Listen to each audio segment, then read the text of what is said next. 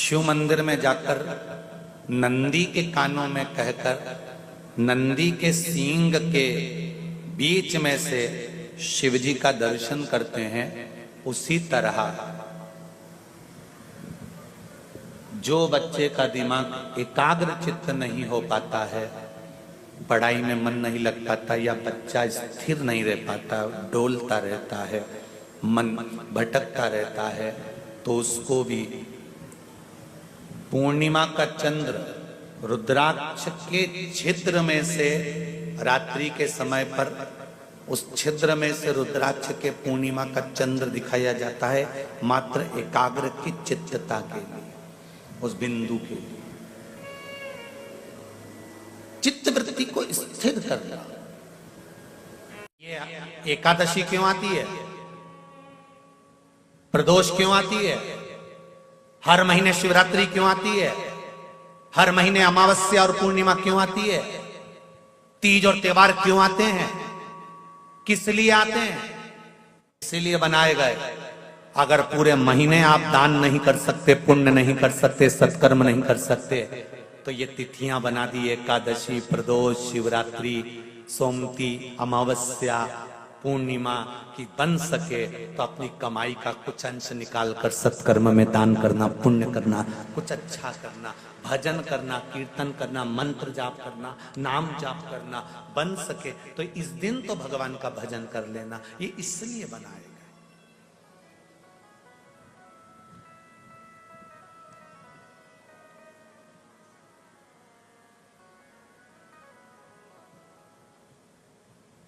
कोई जरूरी नहीं है कि तुम 24 घंटा भगवान का भजन करो, कोई जरूरी नहीं है कि 21,600 श्वास तुम भगवान के नाम की जपते ही रहो।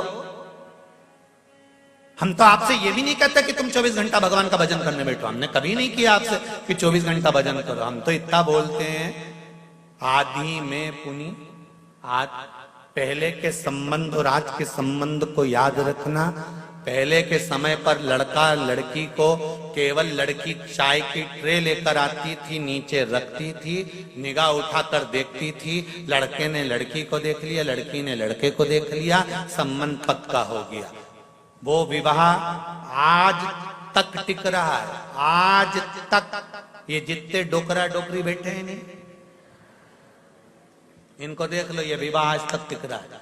ना इन्होंने शादी के पहले ना लड़के को देखा था, ना लड़के ने लड़की को देखा था। ये जितने बैठे ना 80, 80, 70, 70, 60, 60, 65, 70 वाले, इनसे पूछो इनने देखा था क्या? नहीं, इनके माँ बाप पक्का करिया है।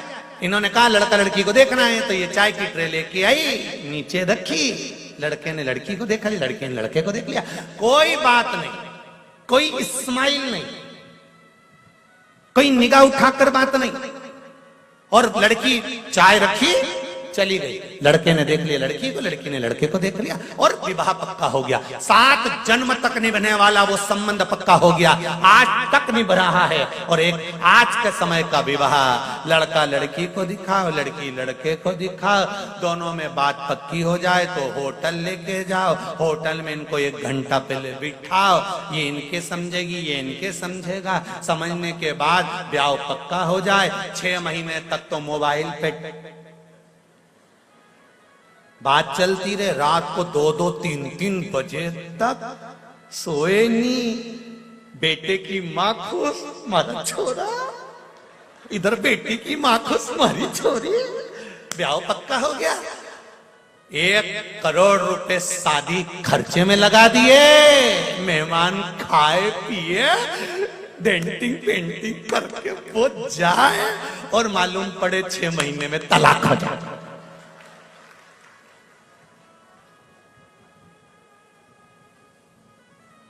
फिर कौन सी शादी अच्छी थी, पहले की क्या अभी की? अरे नहीं बोलो तो जरा दिल से, फिर तो पहले की अच्छी थी। तो वही तो शिव महापुराण की कथा कह रही है। 2 घंटे तक माला लेकर बैठे हो, 4 घंटे तक मंदिर में बैठे हो, 5 घंटे तक पाठ कर रहे हो, 6 घंटे तक पूजन कर रहे हो, 7 घंटे तक ये कर रहे हो, कहीं वो कर रहे हो। भगवान कह रहा है इतना टाइम मेरे पास बर्बाद मत कर, पहले की शादी याद कर, निगाह मिली और पक्का 2 मिनट मेरे पास आ और दिल से मुझे दर्शन देकर चले जा, जा। 1 लोटा पानी सारी समस्या का हल। एक लोटा चढ़ाया, ना जी भर के देखा, ना कोई बात की, बड़ी आरज़ू थी मुलाकात की। बस जल लिया, चढ़ाया। घर के लोग कहें कि 4 घंटे मंदिर में अपन को बैठना भी नहीं तो लोग टोकने लगेंगे, मंदिर में क्या कर रही है, इतने घंटे तक क्यों बैठी है, तुम तो लोटा भर के ले जाओ। श्री शिवाय नमस्तुभ्यम। शिव जी को प्रेम से स्पर्श करो और थोड़ी सी स्माइल देख कर कह दो कैसे हो महादेव, और कह देना चल रहे हो क्या घर, जा रही मैं, हमारी बहू है ना, ज्यादा देर बैठ जाऊंगी ना तो लड़ने बैठ जाएगी, इसलिए मैं तो चल। शिव जी से कहा और सीधे शंकर जी भी पार्वती से कहेंगे गजब की आई रे कमला, गजब की आई, सीधी आती और मेरे से बात करके चली जाती है। पार्वती जी भी थोड़ी थोड़ी ईर्ष्या रखने लगेगी, तुम बहुत बात करने लगे हो आजकल, क्या बात है। दिल से तो कहो परमात्मा मेरा परमात्मा है, उससे दिल से कहो। जब बच्चा अपने बुजुर्गों से दिल से बात करता है ना तो बुजुर्ग भी दिल से बात करते हैं। एक पोते ने दादी से कहा, दादी ओ दादी, दादी बोली क्या है, वो पड़ोस में पप्पू रहता है ना, हाँ उसके यहाँ पर आज नुक्ती का रायता बना है, बूंदी बनी है, सेव बना है, चने की सब्जी बनी है, पूड़ी बनी है, पापड़ बना है। दादी बोली बेटा उसके यहाँ बनेगा क्योंकि उसकी दादी मर गई तो उसके यहाँ 12वां है। तो इतने में छोटे से पोते ने दादी का गाल पकड़ के कहा, दादी अपने घर कब बनेगा। दादी ने एक धर के दिया, दादी एक भी धर के, पता ये तो मुझे मारने का प्लान बना रहा है।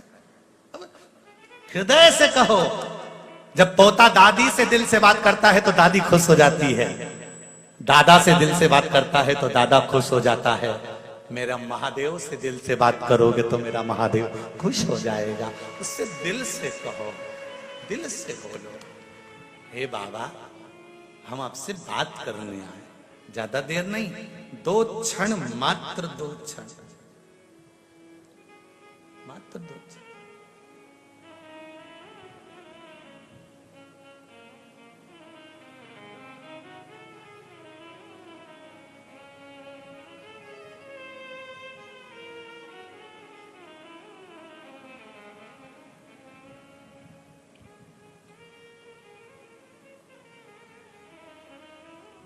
महाराज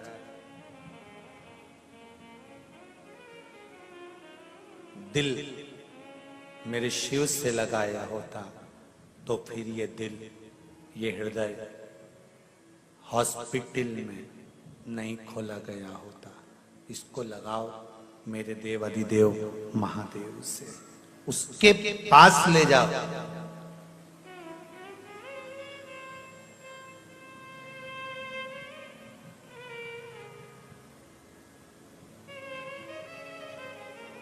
उसके नजदीक ले जाओ।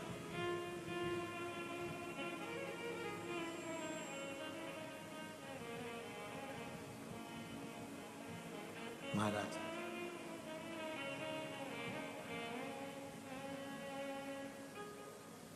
और जब ये मन, ये चित्त, ये हृदय शंभू से लग जाता है फिर भटकता नहीं।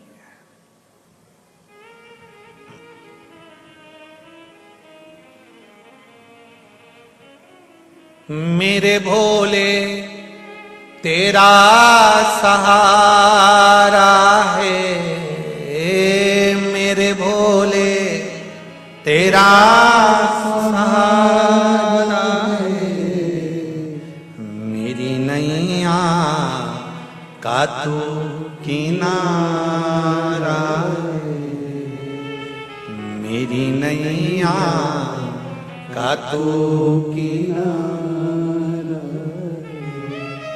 तेरे दर पर मेरा गुजारा है, तेरे दर पर मेरा गुजारा है, तेरे दर पर मेरा गुजारा है, तेरे दर पर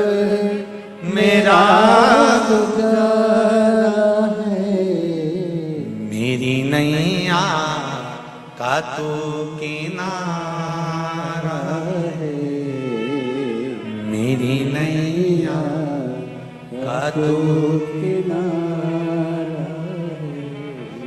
मेरे भोले तेरा सहारा है, मेरे भोले तेरा सहारा है।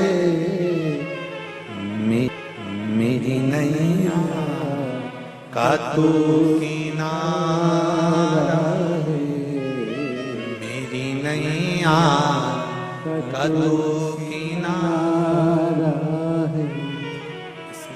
शिव नाम जपो, शिव नाम जपो, शिव नाम बिना उद्धार नहीं। शिव नाम जपो, शिव नाम जपो, शिव नाम बिना उद्धार नहीं। शिव नाम जपो, शिव नाम जपो, शिव नाम बिना उद्धार नहीं। शिव नाम जपो, शिव नाम जपो, शिव नाम बिना उद्धार नहीं। शिव नाम बिना उद्धार नहीं।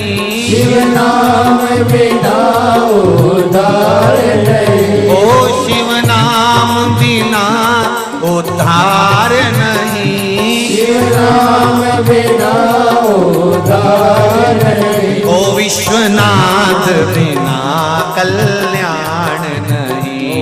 विश्वनाथ बिना कल्याण नहीं। भोलेनाथ जपो, शिव नाम जपो, शिव नाम बिना उद्धार नहीं। शिव नाम जपो, शिव नाम जपो, शिव नाम बिना उद्धार नहीं।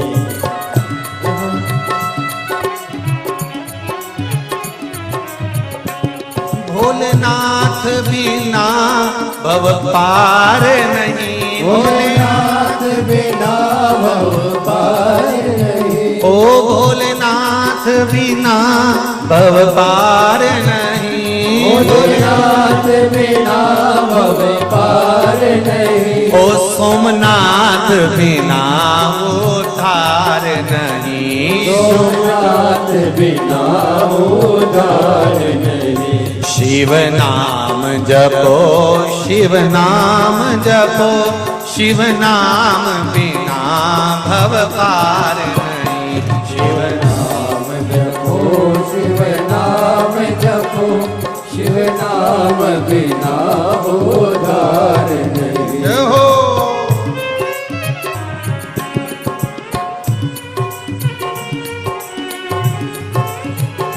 केदारनाथ बिना उद्धार नहीं। केदारनाथ बिना उद्धार नहीं। महाकाल बिना उद्धार नहीं। महाकाल बिना उद्धार नहीं। ओ शिव नाम बिना भव पार नहीं। शिव नाम बिना भव पार नहीं। शिव नाम जपो, शिव नाम जपो, शिव नाम बिना भव पार नहीं। शिव नाम जपो, शिव नाम जपो, शिव नाम बिना उद्धार नहीं। जय हो।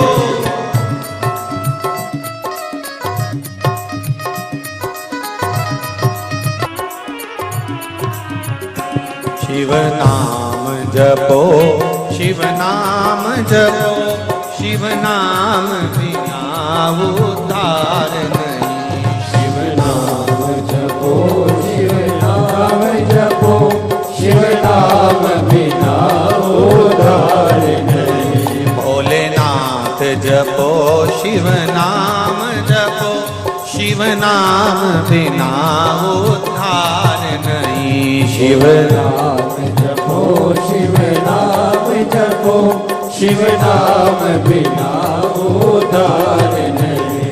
भोलेनाथ बिना उद्धार नहीं। नाम बिना उद्धार नहीं, शिव नाम बिना उद्धार नहीं, नाम बिना उद्धार नहीं। शिव नाम जपो, शिव नाम जपो, शिव नाम बिना भव पार नहीं। शिव नाम जपो, शिव नाम जपो, शिव नाम बिना उद्धार नहीं। शिव नाम बिना भव पार नहीं, शिव नाम बिना भव पार नहीं। ओ शिव नाम बिना उद्धार नहीं, शिव नाम बिना उद्धार नहीं। हर हर महादेव। भगवान शिव की कथा कह रही है महाराज। आप हृदय से, चित्त से, मन से भगवान से कहोगे, वो सुनता जरूर है।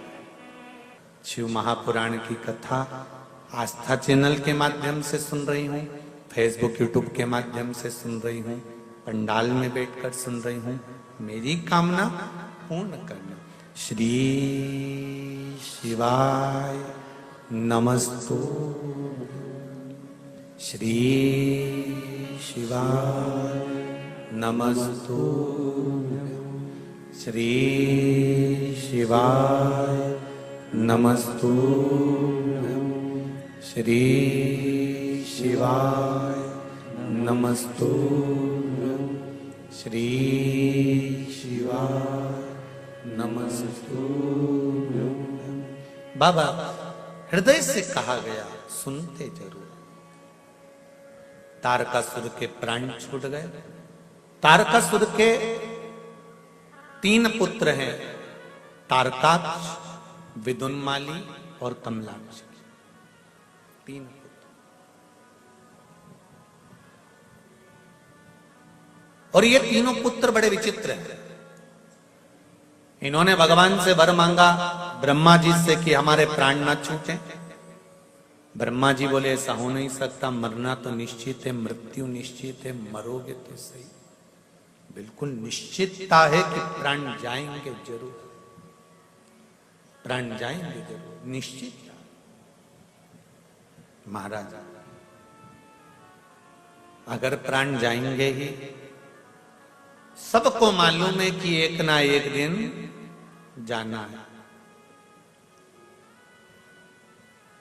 और कौन कितने दिन याद करता है किसको?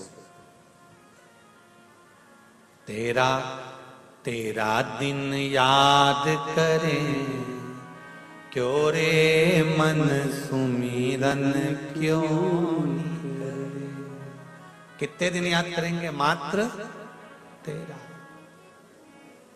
उसके बाद बूंदी से खूब झरे क्यों रे नर सुमिरन क्यों करे। बाद में तो केवल मनुष्य खाएगा और कभी आपका गुण स्मरण नहीं गाएगा। केवल दिल से अगर याद किया है, दिल से उसका स्मरण किया है, तो वो दिल से सुन। एक पत्र है, देखिए।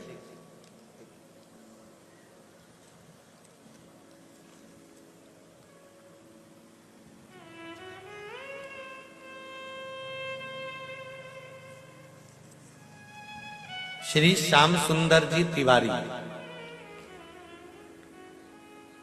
धर्म पत्नी पद्मा तिवारी,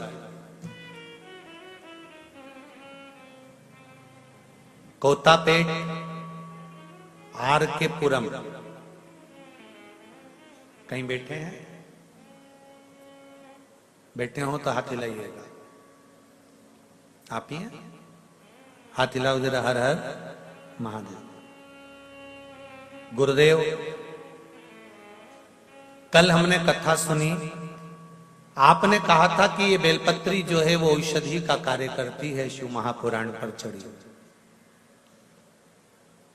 हम बाबा से कहकर गए कि हमारे पति को पथरी है और बहुत बड़ा स्टोन है, तकलीफ रहती है। डॉक्टर किडनी के पास में उस पथरी को बता रहे हैं।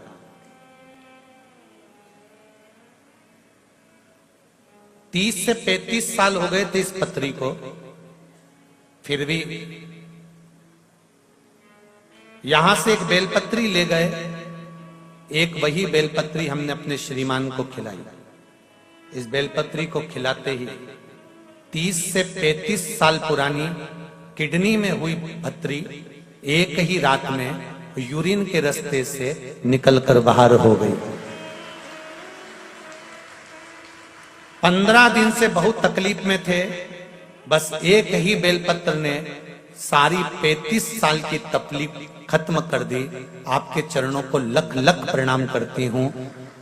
हम मटेरियल से आए हैं और प्रभात फेरी के भक्त हैं। आपका आशीर्वाद दीजिएगा कि हम प्रभात फेरी करते रहे। श्री शिवाय नमस्तुभ्यम। बैठिए। हर हर महादेव। एक बेलपत्र में बाबा बस इतनी विनती करना कि किसी की गरज ना रहे और किसी का करज ना रहे। हाथ जोड़कर भगवान से विनती करना, भोलेनाथ इतनी कृपा करना कि किसी की गरज नहीं रहे। हाथ नहीं जोड़ना पड़े किसी के आगे कि भैया मेरा ये काम कर दो, भैया मेरा ये काम कर दो, भैया मेरा ये काम कर दो। किसी की गरज ना रहे और माथे पर किसी का करज ना रहे। भोलेनाथ जब प्राण त्याग कर जाऊं तब अलमस्त होकर भगवान का भजन करती करती जाऊं। कोई चिंता नहीं, ना गरज, ना तो मैंने उससे कहा कि मेरा ये काम कर दे, ना मुझे किसी की गरज की जरूरत पड़ी, ना मैंने किसी से कहा कि मेरा ये काम करना। कहा तो मेरे भोलेनाथ जी से कहा तो मेरे शंभू से कहा तो मेरे ओघरदानी से कहा तो मेरे शंकर से कहा। गरज और करज मुझे किसी का भी ना रहे, इतनी कृपा करना बाबा। ना गरज रहे ना करज रहे। नीति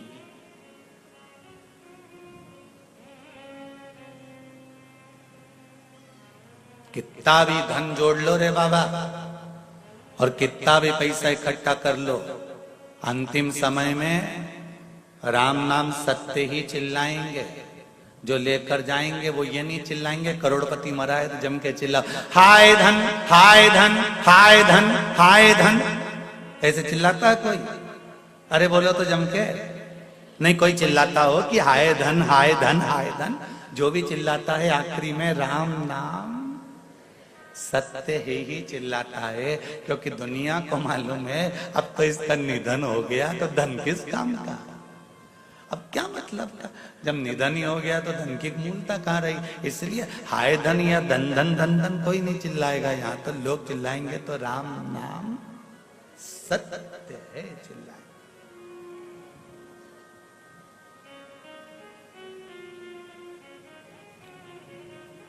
गिरा दिया।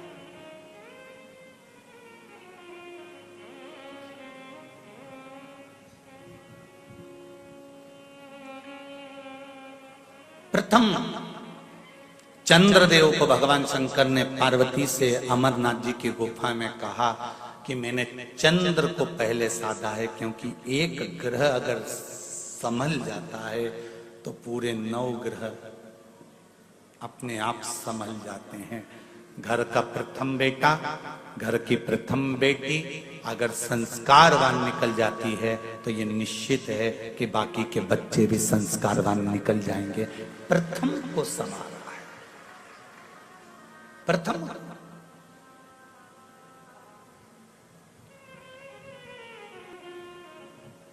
और वो प्रथम का संवरना बहुत जरूरी है।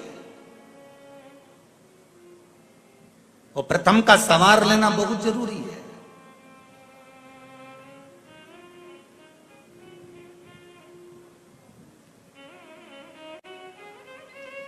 हम लोग चिल्लाते हैं हम सुधरेंगे युग सुधरेगा, हम बदलेंगे युग बदलेगा। धर्म की, अरे बोलो तो, अधर्म का, प्राणियों में विश्व का, गौ माता की जय। ये चिल्लाते चिल्लाते पूरी जिंदगी निकल गई। हम बदलेंगे, युग बदलेगा। हमको देख कर दुनिया जीना चाहती है, तो हम क्यों ना बदलें?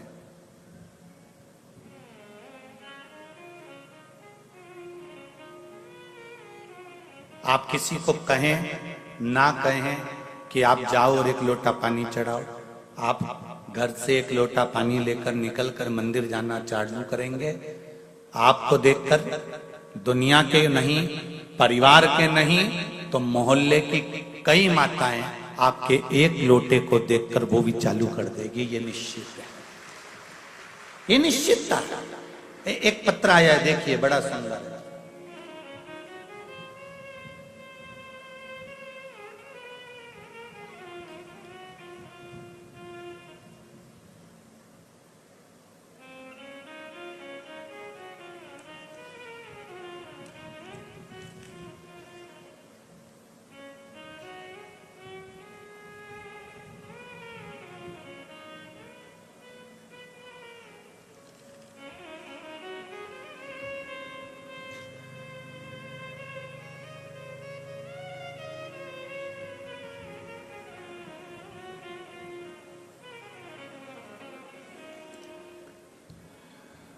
मेरा नाम मंगल अनिल कोलेकर है। मैं सोलापुर से आई हूं। कहीं बैठी हैं? कहीं बैठे हो तो हाथ जरूर हिलाइएगा। आप ही हैं? दोनों हाथ हिला दीजिए। हर हर महादेव। गुरुदेव, मैं सीहोर कुबेरेश्वर धाम में आई थी। आज मैं हैदराबाद कथा सुनने आई हूं। मुझे पहले से पेट में किडनी में स्टोन डॉक्टर ने बोला था। जो मैंने बाबा से विनती करी थी कि मेरे अगर भोलेनाथ जी कृपा करें और मैं कुबेरेश्वर धाम से जो रुद्राक्ष लाई हूं उसका मैं पानी पीऊं और मेरी जो किडनी के पास में स्टोन है, पत्थरी है, वो गल जाए, निकल जाए, तो मैं पशुपति व्रत करूंगी। ये मैं कुबेरेश्वर धाम में बोलकर आई थी और बाबा ने ऐसी कृपा करी।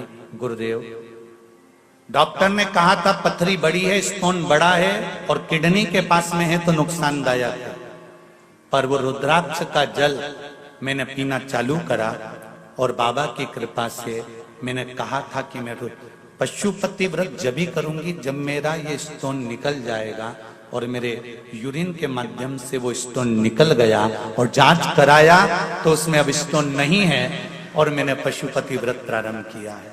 ये शिव कृपा है। बैठो बहन। हर हर महादेव। शिव कृपा इसको कर। आपका विश्वास, आपका भरोसा, आपकी दृढ़ता, आप स्वयं शिव का भजन करो ना। आप करोगे, दूसरा स्वयं करेगा।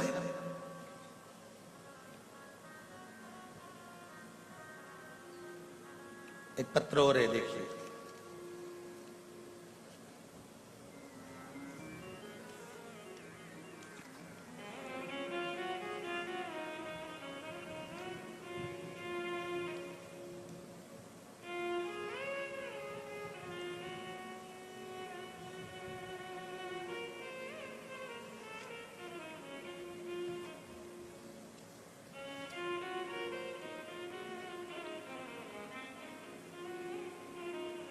मेरा नाम रत्ना सिंह है।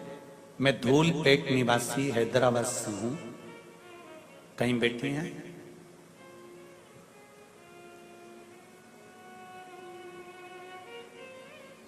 रत्ना सिंह, धूलपेट निवासी। मुझे 2 बेटे हैं और मुझे हमेशा से एक बेटी की इच्छा थी। मैंने आपकी कथा में आंकड़े की जड़ का उपाय सुना था।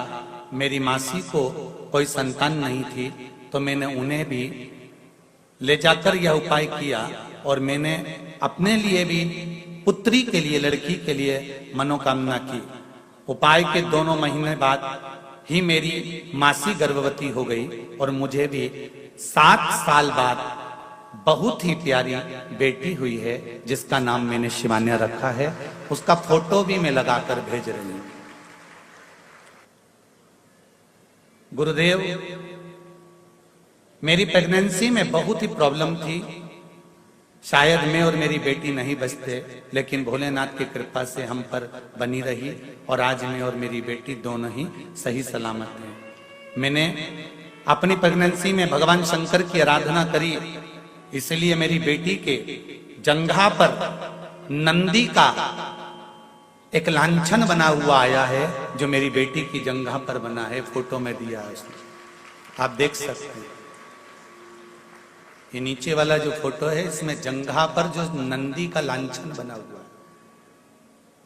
शिव आराधना का फल किसको कहते हैं? ये शिव है।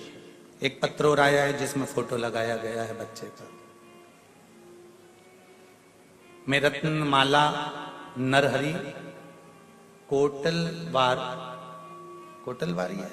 कोटलवार नांदेड़ महाराष्ट्र से तहसील लोहा गुरुजी को कोटि कोटि प्रणाम। फरवरी में सीहोर आई थी, तब मेरी बहू प्रेग्नेंट थी। मुझे पहली 2 नातिन 2 बेटियां थी, पोती थी। अब मुझे पोता होना था, तो मैंने बाबा से विनती कर बाबा से निवेदन करा था और बाबा की कृपा से बैसाख पूर्णिमा सोमवार को सुबह 8:52 पर मेरे यहाँ पर मेरे पोती 2 थी, अब पोता मेरे बाबा ने मुझको दिया है। ये शिव की कृपा से प्राप्त हुआ, शंकर की कृपा। एक पत्र और बड़ा सुंदर है, देखिए।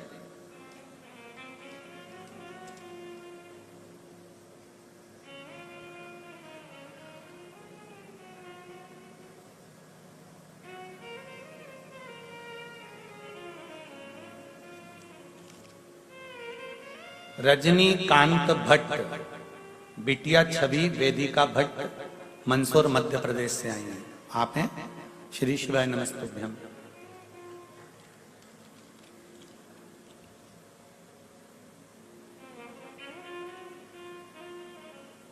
मेरी बिटिया 5 वर्ष की हो गई थी, लेकिन बचपन से उसे पेट में दर्द और सिर का दर्द था। बहुत से डॉक्टरों को दिखाया, परंतु उसको बीमारी की समझ नहीं आई। हम दोनों और परेशान रहने लगे। जहां भी जाना होता बहुत ही दवाइयां साथ में लेकर जाने लगे, फिर भी कोई स्थायी हल नहीं हो पाया। लेकिन जब से कथा में सुना कि बाबा को चढ़ी बेलपत्र और जल पीने से सभी बीमारियां कट रही हैं, तो हमने भी नियम बना लिया कि 1 बेलपत्री और जल हर दिन सेवन करेंगे। दुख धीरे धीरे कटने लगे और 2 माह पहले सीहोर धाम से जो रुद्राक्ष प्राप्त किया, उसके जल को सिर्फ 2 दिन बाबा पर चढ़ाकर पिलाया। जो चमत्कार हुआ, उस दिन से आज तक बिटिया ने कभी ना तो पेट दर्द हुआ और ना कभी सिर दर्द हुआ। मेरी बेटी को मैं यहाँ हैदराबाद में मंदसौर से केवल धोख लगाने के लिए आया हूँ। शिव महापुराण की कथा में हर हर महादेव। बैठिए महाराज जी, श्री शिवाय नमस्तुभ्यम। बैठिए। मैं केवल मंदसौर मध्य प्रदेश से हैदराबाद में केवल धोख लगाने आया हूँ। बाबा देवादिदेव महादेव। शिव भक्ति, शंकर की उदारता, शंकर की करुणा, ये कोई साधारण नहीं है। तेरी कृपा बिना न हिले एक भी अणु, लेते हैं श्वास तेरी कृपा से। हे गंगाधार मुक्ति द्वार ओमकार, ओंकार तू आयो शरण तिहारी शंभु तार तार। शिव की आराधना से जो सुख मिलता है वो कहीं नहीं मिल सकता। सारी समस्या का हल एक लोटा जल। फिर दुनिया चाहे कितना भी विरोध करे, चाहे दुनिया कितने भी अपशब्द कहे, चाहे दुनिया कितना भी ताना दे। किसी को हार्ट अटैक भी आ गया, डॉक्टर अपना काम करेगा, तुम एक बार लोटा लेकर पानी लेकर शिव के मंदिर तो जाओ। जिसकी हालत वेंटिलेटर पर पड़ा हुआ है उसका नाम और गोत्र बोलकर बाबा से दिल से कहकर, बाबा उसके छोटे बच्चे हैं, बचा लो ना उसको। जब राजा श्वेत के प्राण आप बचा सकते हो तो क्या इसके प्राण नहीं बचा सकते? दिल से गणेश कार्तिकेय पर जल चढ़ाकर, अशोक सुंदरी पर जल चढ़ाकर, जया विषहरा के कमंडल को देखते हुए, जलाधारी को देखते हुए शंकर के शिवलिंग पर जल चढ़ा दो। विश्वास कहता है वो वेंटिलेटर से नीचे उतरेगा और बाबा कृपा करेगा। दिल से कहना पड़ेगा, तार बिछाने से कुछ नहीं होगा, कनेक्शन जोड़ना पड़ेगा।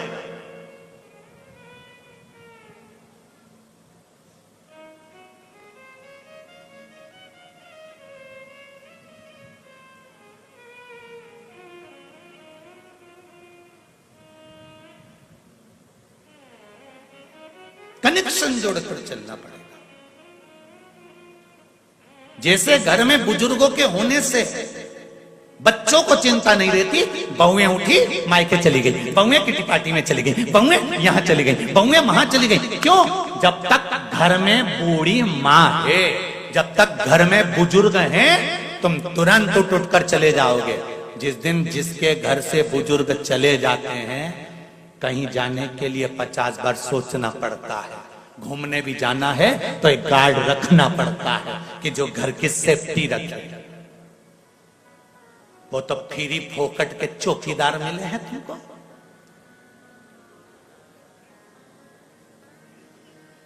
और जिससे मिलो ना, मुंबई, बेंगलोर, पुणे, जिससे मिलो वो एक ही बात कहते हैं, गुरुजी आजकल 2 का सेट चल रहा है।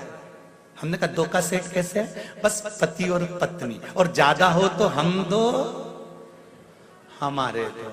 हमने तो कहा भैया देखो, हमारी मम्मी तो जब जब जाती थी ना बाजार में तो 6 का सेट खरीद के लाती थी। बोलो सही है कि गलत है? यहाँ पर भी बुजुर्ग माताएं बैठी हैं, बूढ़े बूढ़े लोग बैठे हैं। जब भी बुजुर्ग बाजार जाता था तो 6 का सेट खरीद कर लाता था। स्टील की कटोरी 6, थाली का सेट 6, चीनी का सेट 6, गिलास का सेट 6, चद्दर का सेट 6, बंदरवाल का सेट से पैर पोछनी 6। तो घर में भी 6 का सेट होना चाहिए। 2 पति पत्नी, 2 बच्चे और 2 बूढ़े माँ बाप, तब जाकर ये 6 का सेट कंप्लीट होता।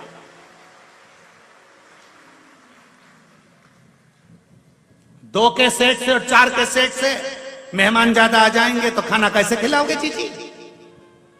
2 कटोरी क्या दूसरे के यहां से मंगने जाओगी जीजी? कि 2 थाली दूसरे के यहां से मंग कर लाओगी? परिवार में 6 का सेट बनाना चालू करो कि 2 मेरे माता पिता, 2 हम। अब तो बोलो 2 छोरा छोरी, हो गया 6 का सेट पूरा। पहले की बुजुर्ग माता यहाँ बैठी हैं, बोलो तो रही जीजियो, तुम बुजुर्ग जितने बैठे हो सही ईमानदारी से बोलो। पहले कटोरी लेके आते थे, कितनी लाते थे? अरे बोलो जम के, कितनी लाते थे? 6। थाली कितनी लाते थे? 6। कन्यादान में भी देते थे तो कभी 1-2 नहीं दी, 6 का ही सेट दिया। गिलास 6, कटोरी 6। हमारे 2 मेहमान ज्यादा आ जाए तो थाली धो, भाई वो खा ले, उसके बाद धो के दूसरे को दे। सीधी बात है, अगर मेहमान ज्यादा आ जाए तो फिर थाली धो के उसको दो। पर यहाँ तो शिव पुराण कह रही है, मेरा शंभू की कथा कह रही है, मेरी शंकर की कथा कह रही है। सेठ पूरा रखो रे घर के अंदर, सेठ पूरा होना चाहिए।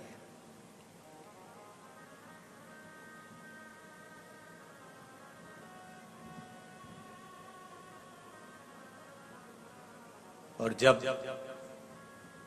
घर में जो बुजुर्ग होते हैं, घर में जो बूढ़े होते हैं, इनके होने से बड़ा लाभ है।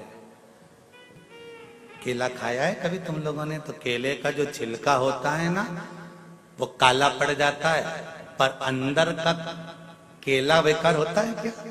नहीं, छिलका भले गड़बड़ हो जाएगा पर अंदर के भाग को अंदर के जो केला है उसको वो बेकार नहीं होने देता, उसी तरह घर के जो माता पिता हैं वो केले के छिलके की तरह हैं। वो भले अवस्था गलती चली जाती है, शरीर ढलता चले जाता है, पर अपने बेटे और बेटी को कभी तकलीफ नहीं आने देते।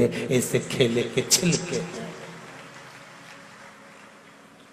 माता पिता नहीं है, वो केले के छिलके हैं जो केले को बेकार नहीं होने देते। उसी तरह घर के बुजुर्ग, घर के बड़े आपको कभी बेकार नहीं होने देते।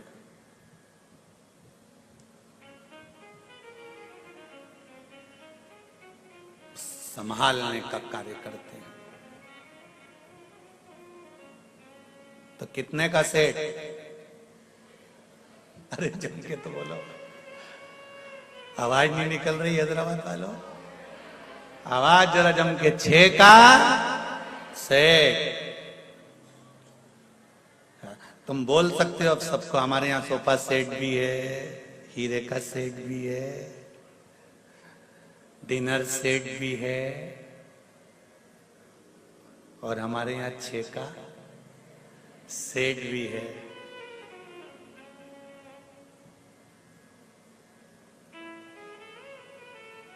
नहीं तो आज का जमाना सोफा सेट भी है, डिनर सेट भी, हीरे का सेट भी है, सोने का सेट भी है, बस आदमी अब सेट है।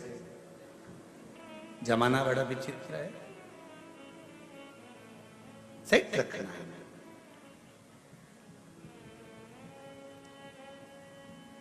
पार्वती जी ने फिर शिव जी से कहा, प्रथम चंद्र को आपने पकड़ा,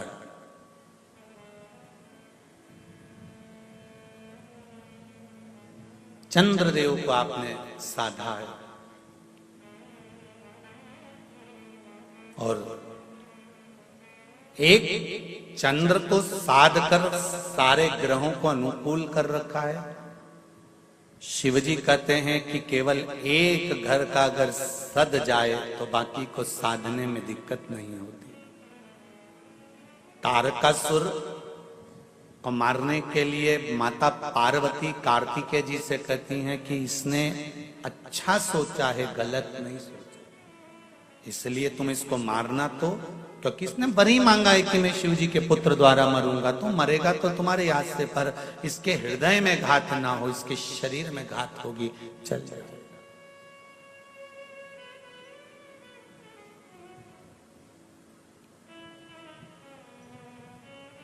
इसके हृदय में घात ना हो, शरीर में घात होगी तो चल जाए। तारकासुर के प्राण छूटे, शरीर नीचे गिरा। तारकासुर के प्राण छूटते से ही तारका मुस्कुराया, और मुस्कुराने का कारण केवल एक ही था कि जिस शिव की आराधना मैंने जिंदगी में करी, वही शंकर के पुत्र ने मुझे शिव धाम पहुंचा दिया। इससे बढ़कर सुख और क्या चाहिए। जितने लोग आस्था चैनल पर कथा सुन रहे हैं, फेसबुक यूट्यूब पर कथा सुन रहे हैं, और इस पावन प्रागण्य में कथा सुन रहे हैं, उनसे निवेदन करूंगा, बहुत भटक लिए थे अपन, सारी दुनिया में भटक रहे थे, किसको भजें, किससे कहें, किससे ना कहें, ना जाने कितनी कितनी जगह पर जाकर सिर रगड़ा होगा, ना जाने कितनी जगह बाबा जोगियों के चक्कर में पड़ गए होंगे, ना जाने कितने प्रपंच में पड़ गए होंगे, पैसे पर पैसा बर्बाद कर दिया होगा। पर अब हमको किसी के चक्कर में नहीं पड़ना, हमको तो उसके चक्कर में पड़ना है कि जिसने स्वयं कह रखा है कि मेरा तो चक्कर भी मत लगाना। सारे देवताओं की परिक्रमा होती है, शंकर जी की होती है क्या? नहीं। शिव जी कहते हैं कि मेरे चक्कर में भी मत पड़ना, बस इतना याद रखना कि मैं जिस मस्ती में जीता हूं, उस मस्ती में अपनी जिंदगी को जीना।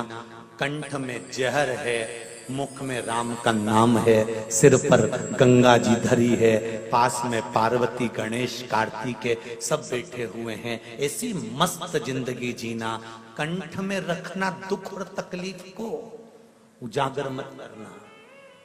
अपने दुख को किसी को कह दोगे ना, थोड़े दिन तक तो हाँ ठीक है, अब करेगा क्या जिसको कहोगे? किसी से अगर आपने दुख कह भी दिया तो करेगा क्या? तुम्हारे दुख को वो काट सकता है क्या? तो अपने कंठ तक दुख को रखो और इनको मत कहो। संसार वालों को अपने दुख को कहना है तो मेरे देवाधिदेव महादेव से जाकर कहो कि मुझे दुख है, तू मुझे संभाल। अब कोई नहीं मेरा। भोलेनाथ दया करना, मैं तेरे भरोसे, मेरे बाबा दया करना, मैं तेरे भरोसे। उससे कहो, परिवार वालों से कहोगे अपना दुख थोड़े दिन सुनेंगे, इस कान से सुना इस कान से निकाल देंगे, कर तो रहे हैं, टेबलेट दे तो रहे हैं, डॉक्टर को दिखा तो रहे हैं, सारी तो जांच करवा ली, अब हम क्या करें, क्या हम मर जाएं? परिवार वालों से कहोगे तो एक ही बात कहेंगे, हमने सब तो कर रहे हैं, आगे बढ़कर तुम्हारी बहु सेवा कर रही है, आगे बढ़कर तुम्हारे लिए रोज डॉक्टर आ रहा है, इंजेक्शन लगा कर जा रहा है, ये कर रहे हैं, जांचें करा रहे हैं, ये कर रहे हैं, वो कर रहे हैं। घर के लोग तो तुमसे इतना ही कहेंगे कि हम सब कुछ कर रहे हैं। तो अब घर के लोगों से कहकर देख लिया ना तुमने अपना दुख, अपनी तकलीफ, अपना कष्ट। अब एक बार मेरे बाबा से कहकर देखना, देवाधिदेव महादेव से कहकर देखना, शंभु ओघड़दानी त्रिकालदर्शी कैलाशी, हे मेरे बाबा विश्वनाथ, विश्व का भरण पोषण करने वाले हे शंभु, आज मेरे हृदय में ये दुख है, किससे कहूं? एक तू ही तो है, किससे कहे? अब उससे बोलकर देते।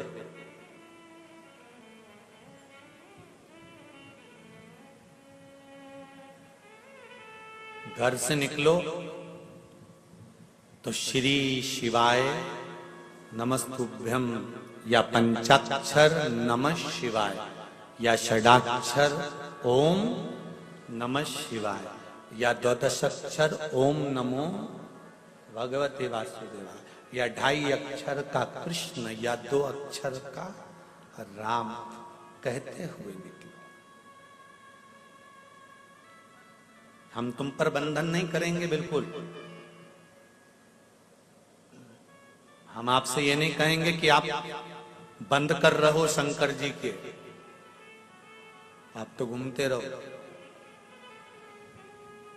पर अपनी कीमत बरकरार रखना।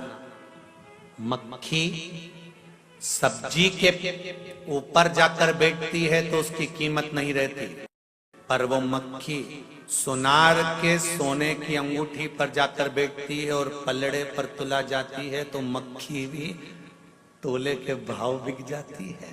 अपनी कीमत समझना, हर कहीं मत बैठ जाना, जाकर बैठना तो देवाधिदेव महादेव के पास जाकर बैठना, कीमतवान बन जाओ।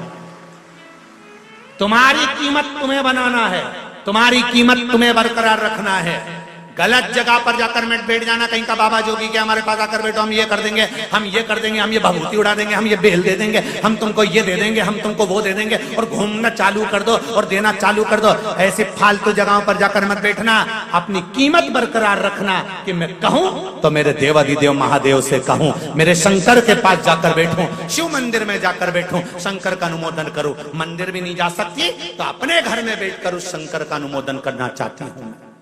3.5 करोड़ रोम छिद्र ये मनुष्य के शरीर में है, 21,600 श्वास ये मनुष्य के शरीर से रोज निकलती है। प्रतिदिन मनुष्य के शरीर से 21,600 श्वास निकलती है। भगवान से कहो कि इन 21,600 श्वास में से कम 100-200 श्वास तेरी निकालना, तेरे भजन की निकालना, तेरे स्मरण की निकालना। 21,600 में से 600 श्वास भी मेरे परमात्मा के नाम की निकल गई तो तुम्हारी 21,000 तो वैसे काम कर गई। तुम उस परमात्मा के नाम की निकालो तो खूब कमाओ दिल से, अपार धन हो तुम्हारे पास में, जितनी तुम्हारी कैपेसिटी है उससे ज्यादा कमाओ। हम तो कहेंगे भगवान तुमको खूब दे, 24 घंटा काम में व्यस्त रखे और तुम्हें मस्त रखे, तुम्हारा दिमाग ये फालतू जगह जाए नहीं। पर उसके साथ एक काम भी करते जाना, थोड़ा थोड़ा थोड़ा थोड़ा प्रभु का नाम भी भजते चले जाना। क्यों? कर्म का भोग मनुष्य को भोगना पड़ता है। दुकान पर पत्नी नहीं बैठती, पति को बैठना पड़ता है। नौकरी पति को करना पड़ती है, सर्विस पति को करना पड़ती है, परिवार को पति को चलाना पड़ता है। इसलिए पति को नौकरी में भी झूठ बोलना पड़ता है तो व्यापार में भी झूठ बोलना पड़ता है। बेईमानी पति को नौकरी में भी करना पड़ती है तो व्यापार में भी करना पड़ती है। पति को परिवार चलाने के लिए कपट व्यापार में भी करना पड़ता है तो नौकरी में भी करना पड़ता है।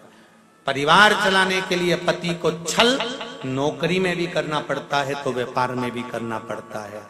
एक बात याद रखना, दुकान पर या नौकरी में छल तुमने करा, कपट तुमने करा, बेईमानी तुमने करी, प्रपंच तुमने करा, सब गलत काम तुमने करा, कमाकर लाकर पत्नी को दिया, बच्चों के लिए और पत्नी के लिए इकट्ठा किया, पर अंतिम समय में जब प्राण छूटेंगे, ऊपर जाओगे, तब वो पूछेगा क्या करना है, तो कहेगा मैंने जितना कमाया था अपनी पत्नी और बच्चों के लिए कमाया था, तो मुझे नरक मत पटको, साथ में मेरी पत्नी और बच्चों को भी तो नरक पटको। तो यमराज भी कहेगा झूठ तूने बोला है, कपट तूने करा है, बेईमानी तूने करी है, छल तूने करा है, प्रपंच तूने करा है, इसलिए भोगेगा भी तू ही। इसलिए एक लाइन याद रखना, तेरा क्या होगा रे कालिया, भोगेगा भी तू, ना पत्नी भोगेगी ना बच्चे भोगेंगे, भोगना तुझे पड़ेगा। इसलिए मेरा निवेदन है, पत्नी और धर्म पत्नी में जमीन और आसमान का अंतर होता है। पत्नी पति को पतन के रास्ते पर ले जाती है, सिनेमा घर ले जाती है, पार्टियों में ले जाती है और मायके ले जाती है। धर्म पत्नी पति को शिव महापुराण तक और धर्म के पथ तक लेकर जाती है। पत्नी और धर्म पत्नी में जमीन और आसमान का अंतर होता है। पत्नी पतन के रास्ते पर ले जाती है और धर्म पत्नी धर्म के रास्ते पर ले जाती है। धर्म पत्नी का एक फर्ज है, अपने पति से रोज कहे तुम्हारी कमाई में से अठन्नी निकालना, कहीं शंकर में, कहीं कुंवारी कन्या में, कहीं विद्या में, कहीं तुमसे बन जाए किसी की औषधि में, किसी के लिए गरीब के लिए, साधारण के लिए, दूसरे के लिए नहीं कर सको तो अपने परिवार में अगर कोई दुखी है तो उसके लिए अपने हाथों से करते चलो, क्योंकि जवाब ना पत्नी देगी ना बच्चे देंगे, देना तुझको पड़ेगा। मत बुरे कर्म कर बंदे वरना पछताएगा, भगवान की आंखों से तू बच नहीं पाएगा, तो बच नहीं पाएगा। तेरे कर्म का फल भी तू ही पाएगा, तेरे कर्म का फल भी तू ही पाएगा। जैसा किया तूने तेरे आगे आएगा, जैसा किया तूने तेरे आगे आएगा। मत बुरे कर्म कर बंदे, मत बुरे कर्म कर बंदे वरना पछताएगा, भगवान की आंखों से तू बच नहीं पाएगा, तू बच नहीं पाएगा। अरे ओ अज्ञानी मत करना, अरे ओ अज्ञानी मत करना दानी। कहाँ पाए? तिलक बायर का सही जगह फिट कर दोगे ना तो एक बेलपत्री भी साधारण नहीं होती। मेरे शिव का अमृत है, औषधि है, ये सहज नहीं है। औषधि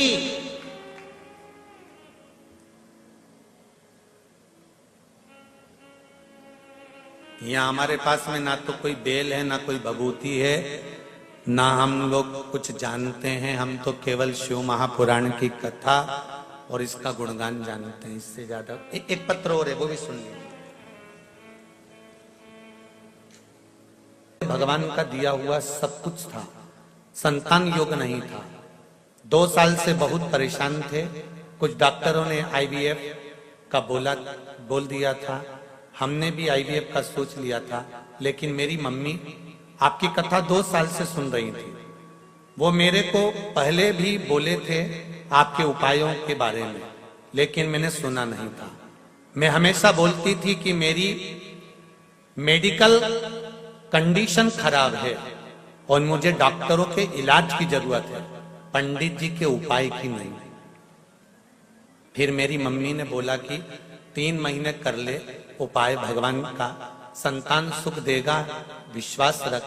मैंने आपके द्वारा बताए गए आंकड़े की जड़ का उपाय किया और दूसरे महीने में प्रेग्नेंट हो गई और शिवजी की कृपा से आज 5वां महीना चल रहा है। आपकी बात सही साबित हो गई गुरुजी। सब डॉक्टर हाथ खड़े कर दिए थे, तब बाबा महादेव कृपा करते हैं। मैं आज आपकी कथा में बाबा को धन्यवाद देने के लिए आई हूँ, बैठी हूँ।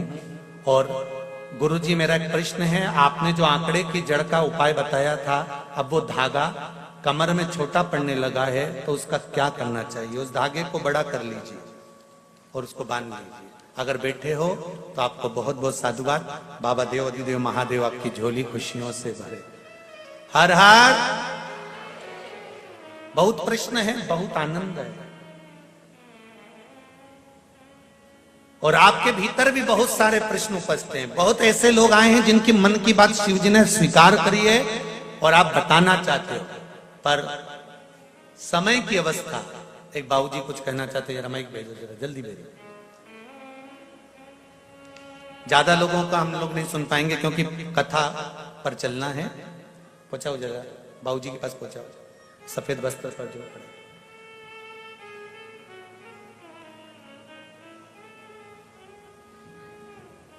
शंभो शरणे, जल्दी भेजिए। मांगू घड़ी रे दुख काटो, दया करी। श्री शिवाय नमस्तुभ्यम। बाबा जी कहाँ से आए आप? मैं रतलाम जिला से आया हूँ, मध्य प्रदेश। जी बोलिए बाबा जी। मेरे शुगर भी थी जी, और हार्ट के भी 2 बार ऑपरेशन हो चुके हैं। शुगर का और हार्ट का? जी हाँ, और गोलियां चल रही थी 2 साल से जी। तो आपकी कथा देपालपुर वाली मैंने सुनी जी, आपने उपाय बताया, उसका उपयोग मैंने किया जी। तो आपकी कथा हरिद्वार चल रही थी, जब तक मेरे को 40% फर्क पड़ा था जी। तो मैं मोटरसाइकिल से 1020 किलोमीटर चलकर हरिद्वार आया था। जय हो जय हो जय हो। और अब तक रतलाम में कथा चली थी, जब से गोलियां मैंने बंद कर दी है जी। रतलाम की कथा से अब गोली बंद है आपकी? रतलाम की कथा से गोलियां बंद है जी। और अब भी मेरे को 85 से 90% फर्क है। जय हो जय हो जय हो। और अब ये 1070 किलोमीटर चल के आया हूँ। तो अभी भी मोटरसाइकिल से आए हो? अभी भी मोटरसाइकिल से आया हूँ। आओ जरा इधर आओ, आओ जरा इधर आओ, इधर आओ जरा। भैया इनको जरा लेके आइए।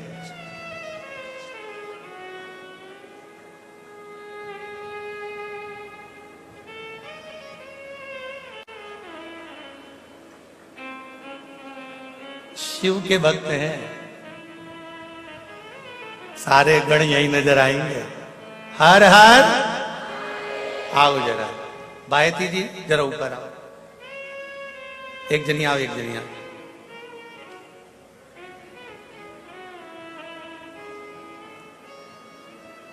एक माला लाओ जरा बायती जी। हाँ जल्दी लाओ। इस अवस्था में आप यहाँ तक मोटरसाइकिल से पहुंचे हो और 85% आपको हार्ट में और शुगर में आराम है। बाबा देव अधिदेव महादेव पर बहुत कृपा करे। बहुत बहुत साधुवाद। जय हो जय हो जय हो जय। आइए। मैंने तेरे ही भरोसे। जय हो।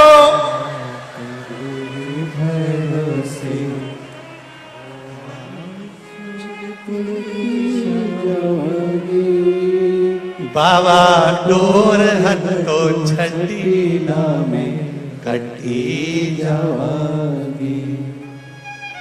आई आई आई आओ जरा इधर जोरदार ताली बजाए। बहुत बहुत साधुवाद इस अवस्था में।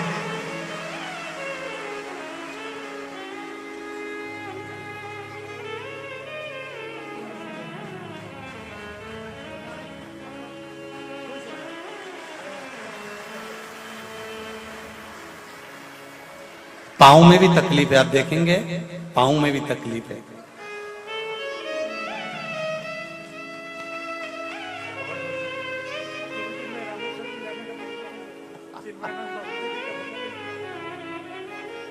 श्री शिवाय नमस्ते। ये शंभु है। अब दिल से उससे कहो, वो दिल से सुने। आप उसको कहोगे, वो स्वीकार करेगा। एक तेरे ही भरोसे बाबा, तेरे ही भरोसे हवा बिच उड़ती जावांगी। बाबा डोर हर तो छठी नामे कटी जावागी। ये शिव है मेरा, ओ घड़ी है।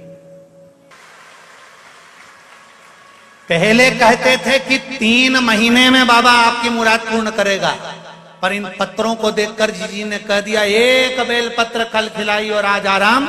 अब तो मुझे लगता है बाबा तत्काल निर्णय करने के लिए बैठा। नहीं, ऐसा लगता था ना, पहले भगवान बही खाता लेकर बैठता था, हिसाब जोड़ता था, पाप कितने पुण्य कितने। मुझे तो लगता है भोलेनाथ भी लैपटॉप लेकर बैठते, हिसाब तुरंत जोड़ते। वो मेरा शिव है, मेरा ओघड़ी है।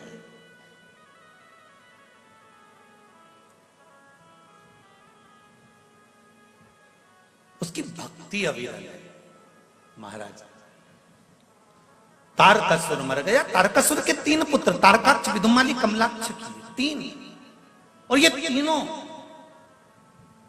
शिवजी से, यहां ब्रह्मा जी से वर मांग रहे कि हमारे प्राण ना छूटे। सबको मालूम है कि मृत्यु निश्चित है, मरना है, प्राण जाएंगे, ये सिद्ध है, निश्चित है।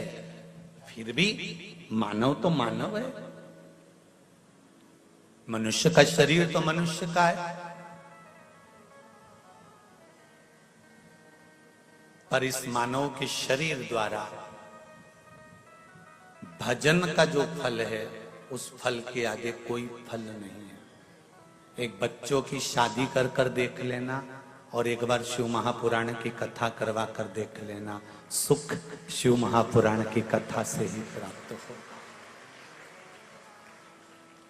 थोड़ी व्यवस्थाएं जरूर करना पड़ती है, पर वो तो धन्यवाद है आप लोगों को जो आप लोग सब व्यवस्थाएं कर लेते हैं। ये शिव की कृपा है, उसकी कृपा बिना नहीं होता कुछ भी। अगर आज गायत्री परिवार कथा करवा रहा है, तो कहीं भोलेनाथ जी ने इस पूरे परिवार पर अपना आशीर्वाद दिया होगा, तब जाकर ये कथा करवा रहा है।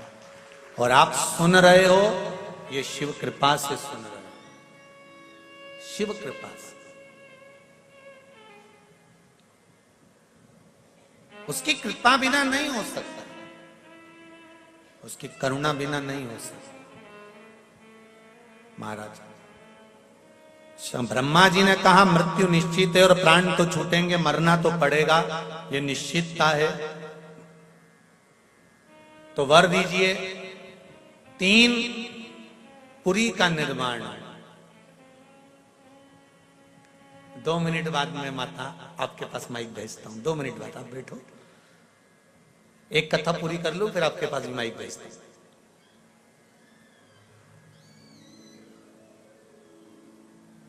3 पुरी का निर्माण किया,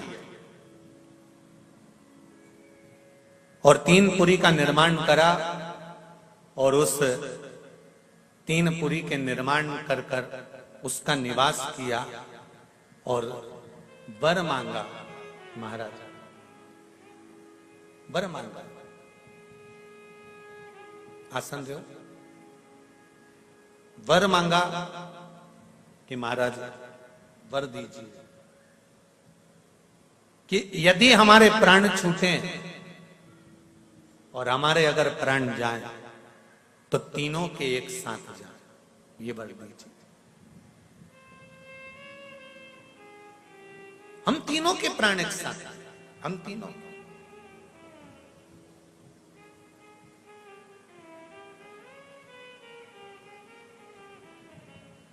महाराज तथास्तु ब्रह्मा जी ने कहा, सब जगह उपद्रव चालू हो गया, इन्होंने मंदिर देवालय सब तोड़ना प्रारंभ कर दिए। शिव जी के पास खबर गई कि ये तीनों उपद्रव कर रहे हैं। शंकर भगवान ने कहा, इनको मारने के लिए सारे 33 कोटि देवी देवताओं को पशु बनना पड़ेगा और मैं तुम्हारा पति बनूंगा, तब मैं तुमको दौड़ाऊंगा। आप इन तीनों की पुरी में प्रवेश करना, तारकाक्ष, विदुम्माली और कमलाक्ष की को एकत्रित करना और इकट्ठा करोगे, मैं इनके प्राण हर लूंगा।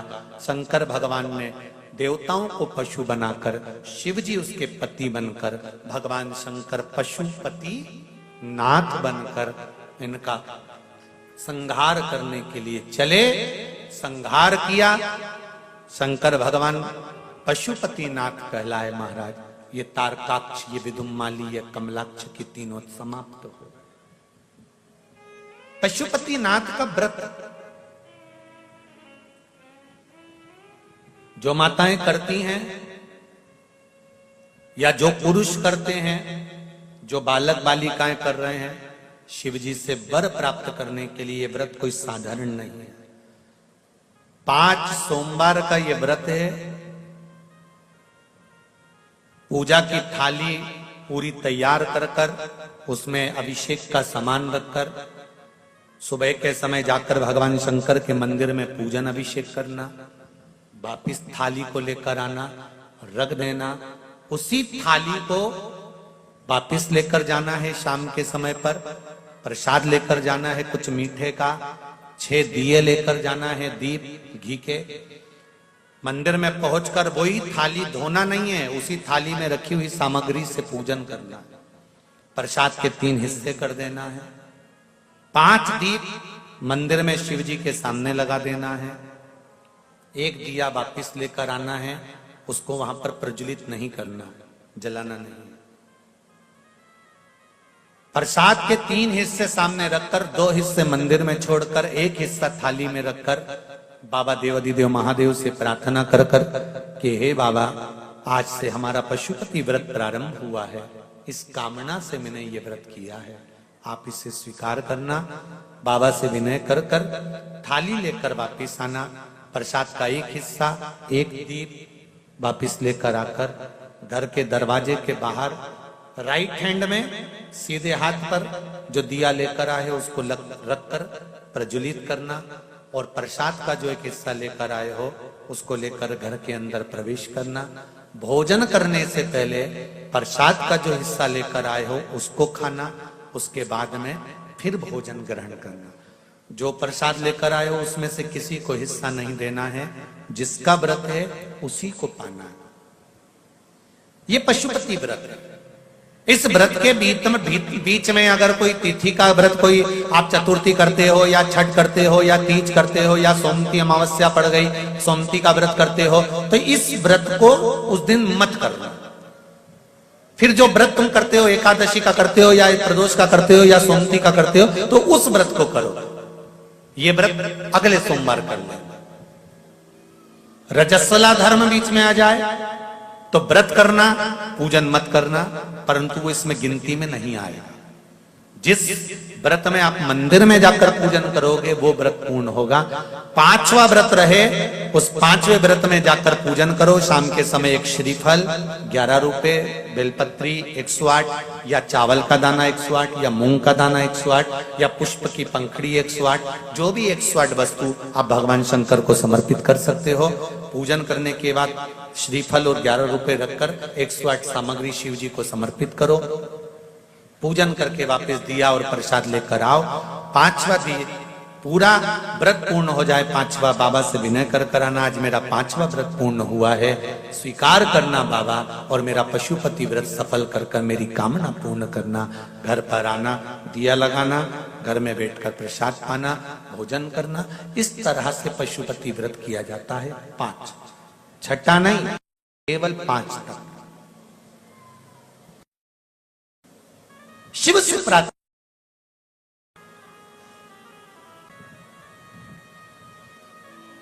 कौन कौन करता है यहाँ पे व्रत? करते हो पशुपति व्रत? करें आप लोगों ने? रखिए रखिए, बहुत बहुत साधु बात, करना चाहिए। जिस कामना के लिए, जिस भाव के लिए, जिस हृदय चित्त के लिए आप बाबा देव अधिदेव महादेव का व्रत धारण करते हैं, बाबा देव अधिदेव महादेव आपकी कामना पूर्ण करते हैं। करें शिव की आराधना। तारकासुर के प्राण छूटे, तारकाक्ष, विदुमाली, कमलाक्ष की तीनों के प्राण छूटे। समय आया, आगे वर्णन किया गया, भगवान देव अधिदेव महादेव आनंद के साथ विराजमान थे। शंकर भगवान के नेत्र श्रु से अंधकासुर की उत्पत्ति हुई, उसके प्राणों को हरा। विदल और उत्पल ये 2 असुर हुए, जिन्होंने पार्वती जी को देखकर तुरंत आक्रमण करना चाहा और माता पार्वती को ले जाना चाहा।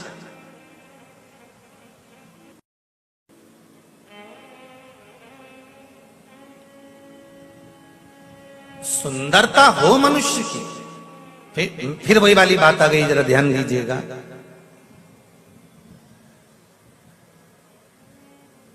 सुंदरता होगी तो लुच्चों की नजर तुम पर जरूर होगी।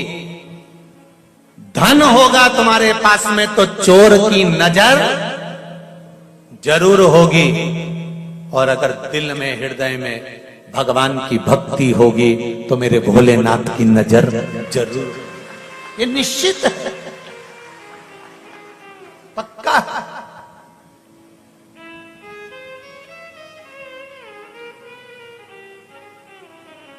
ये निश्चित है।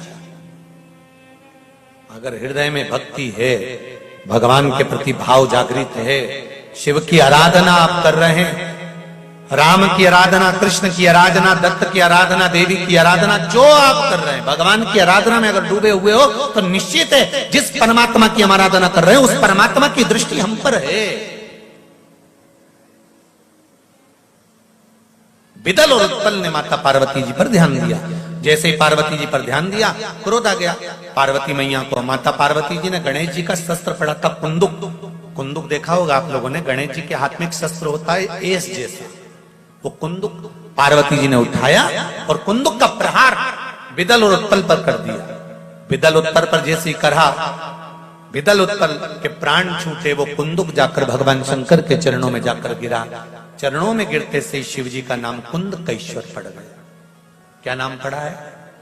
कुंदकेश्वर। कैंसर के मरीज हो, किडनी लीवर के मरीज हो, या कोई बहुत बड़ी बीमारी लग गई हो और औषधि दवाई काम ना कर रही हो, तो शिव महापुराण की कथा कहती है कि जिस दवाई को हम खा रहे हैं वो कुंदकेश्वर महादेव के नाम से खाना चालू कर दे। क्या नाम है? जम के बोलो जरा। कुंदकेश्वर। कुंदकेश्वर महादेव के नाम से उस दवाई को खाना चालू करें, वो दवाई औषधि अमृत का काम करना प्रारंभ करेगी और शरीर को लगना प्रारंभ हो जाएगा। ये कुंदकेश्वर महादेव का। जैसे आज सोमती अमावस्या है,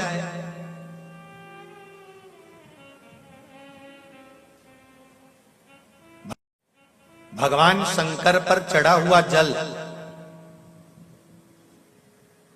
शिव जी पर समर्पित किया हुआ जल, थोड़ा सा जल उसमें से बचा हुआ शिव मंदिर से लाया हुआ कुंदकेश्वर महादेव के नाम का जल पीपल के वृक्ष के नीचे चढ़ा देने पर किसी भी ग्रह, चाहे शनि बेकार चल रहा हो, चाहे राहु बेकार चल रहा हो, चाहे केतु बेकार चल रहा हो, चाहे बुध हो, चाहे बृहस्पति हो, कोई भी ग्रह, नवग्रह में से कोई भी ग्रह अगर आपका बेकार चल रहा है, आपने शिव मंदिर में गए, शंकर जी पे चढ़ा हुआ, शंकर जी पे जल समर्पित करा, उसी कलश में थोड़ा सा जल बचा लीजिए और वो जल लाकर अगर आपने पीपल के दे दिया है, कुंदकेश्वर महादेव के नाम से ग्रह अपने आप अनुकूल होने लगे।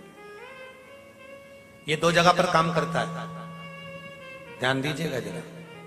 कुंदकेश्वर का नाम 2 जगह काम करता है, एक औषधि के लिए, एक क्रोध के लिए। घर में ऐसा लग रहा है कि परिवार टूट रहा है, माता और बच्चों की नहीं बन रही, सास बहू की नहीं बन रही, भाई भाई की नहीं बन रही, कुटुंब कबीले में नहीं बन रही, उसकी जगह पर भी कुंदकेश्वर का जल काम आता है। पर कुंदकेश्वर का जल वहां पर कैसे काम आता है? पीपल के पत्ते को जो वृक्ष से झड़ा हुआ हो, उस पीपल के पत्ते को पीपल के ही वृक्ष के नीचे रखकर कुंदकेश्वर महादेव के नाम से पीपल के पत्ते की जो नोक होती है, पीपल के पत्ते का जो अग्रभाग होता है, आगे का जो नोक होता है, उसको पीपल की वृक्ष की ओर होना चाहिए, डंडी का मुख तुम्हारी ओर होना चाहिए पीपल के पत्ते के। और कुंदकेश्वर महादेव के नाम से भगवान शंकर को जब हम समर्पित करते हैं, घर का नाम और गोत्र का स्मरण कर कर, तो उस परिवार में फिर विवाद समाप्त हो जाता है, आपस में प्रेम बढ़ना प्रारंभ हो जाता है। ये कुंदकेश्वर महादेव का।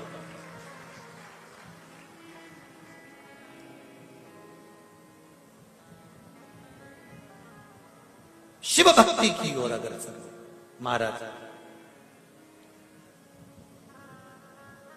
श्री शिवाय नमस्तुभ्यं, श्री शिवाय नमस्तुभ्यं। शिव कथा कर रही है। मां जगतजननी जगदम्बा माता पार्वती ने स्मरण किया, भगवान शंकर को निवेदन किया, और निवेदन कर कर नवग्रह शिव महापुराण का जो स्मरण अपन कर रहे हैं, उसका एक आनंद। पीपल के वृक्ष की जड़ में कुंदकेश्वर महादेव के नाम से जल समर्पित कर कर सुख प्राप्ति का भाव।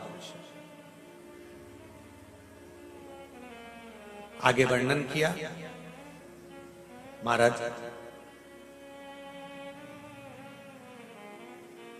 पार्वती जी ने शिव जी से कहा, प्रभु हे भोलेनाथ, हे त्रिकालदर्शी, हे कैलाशी, हे अविनाशी,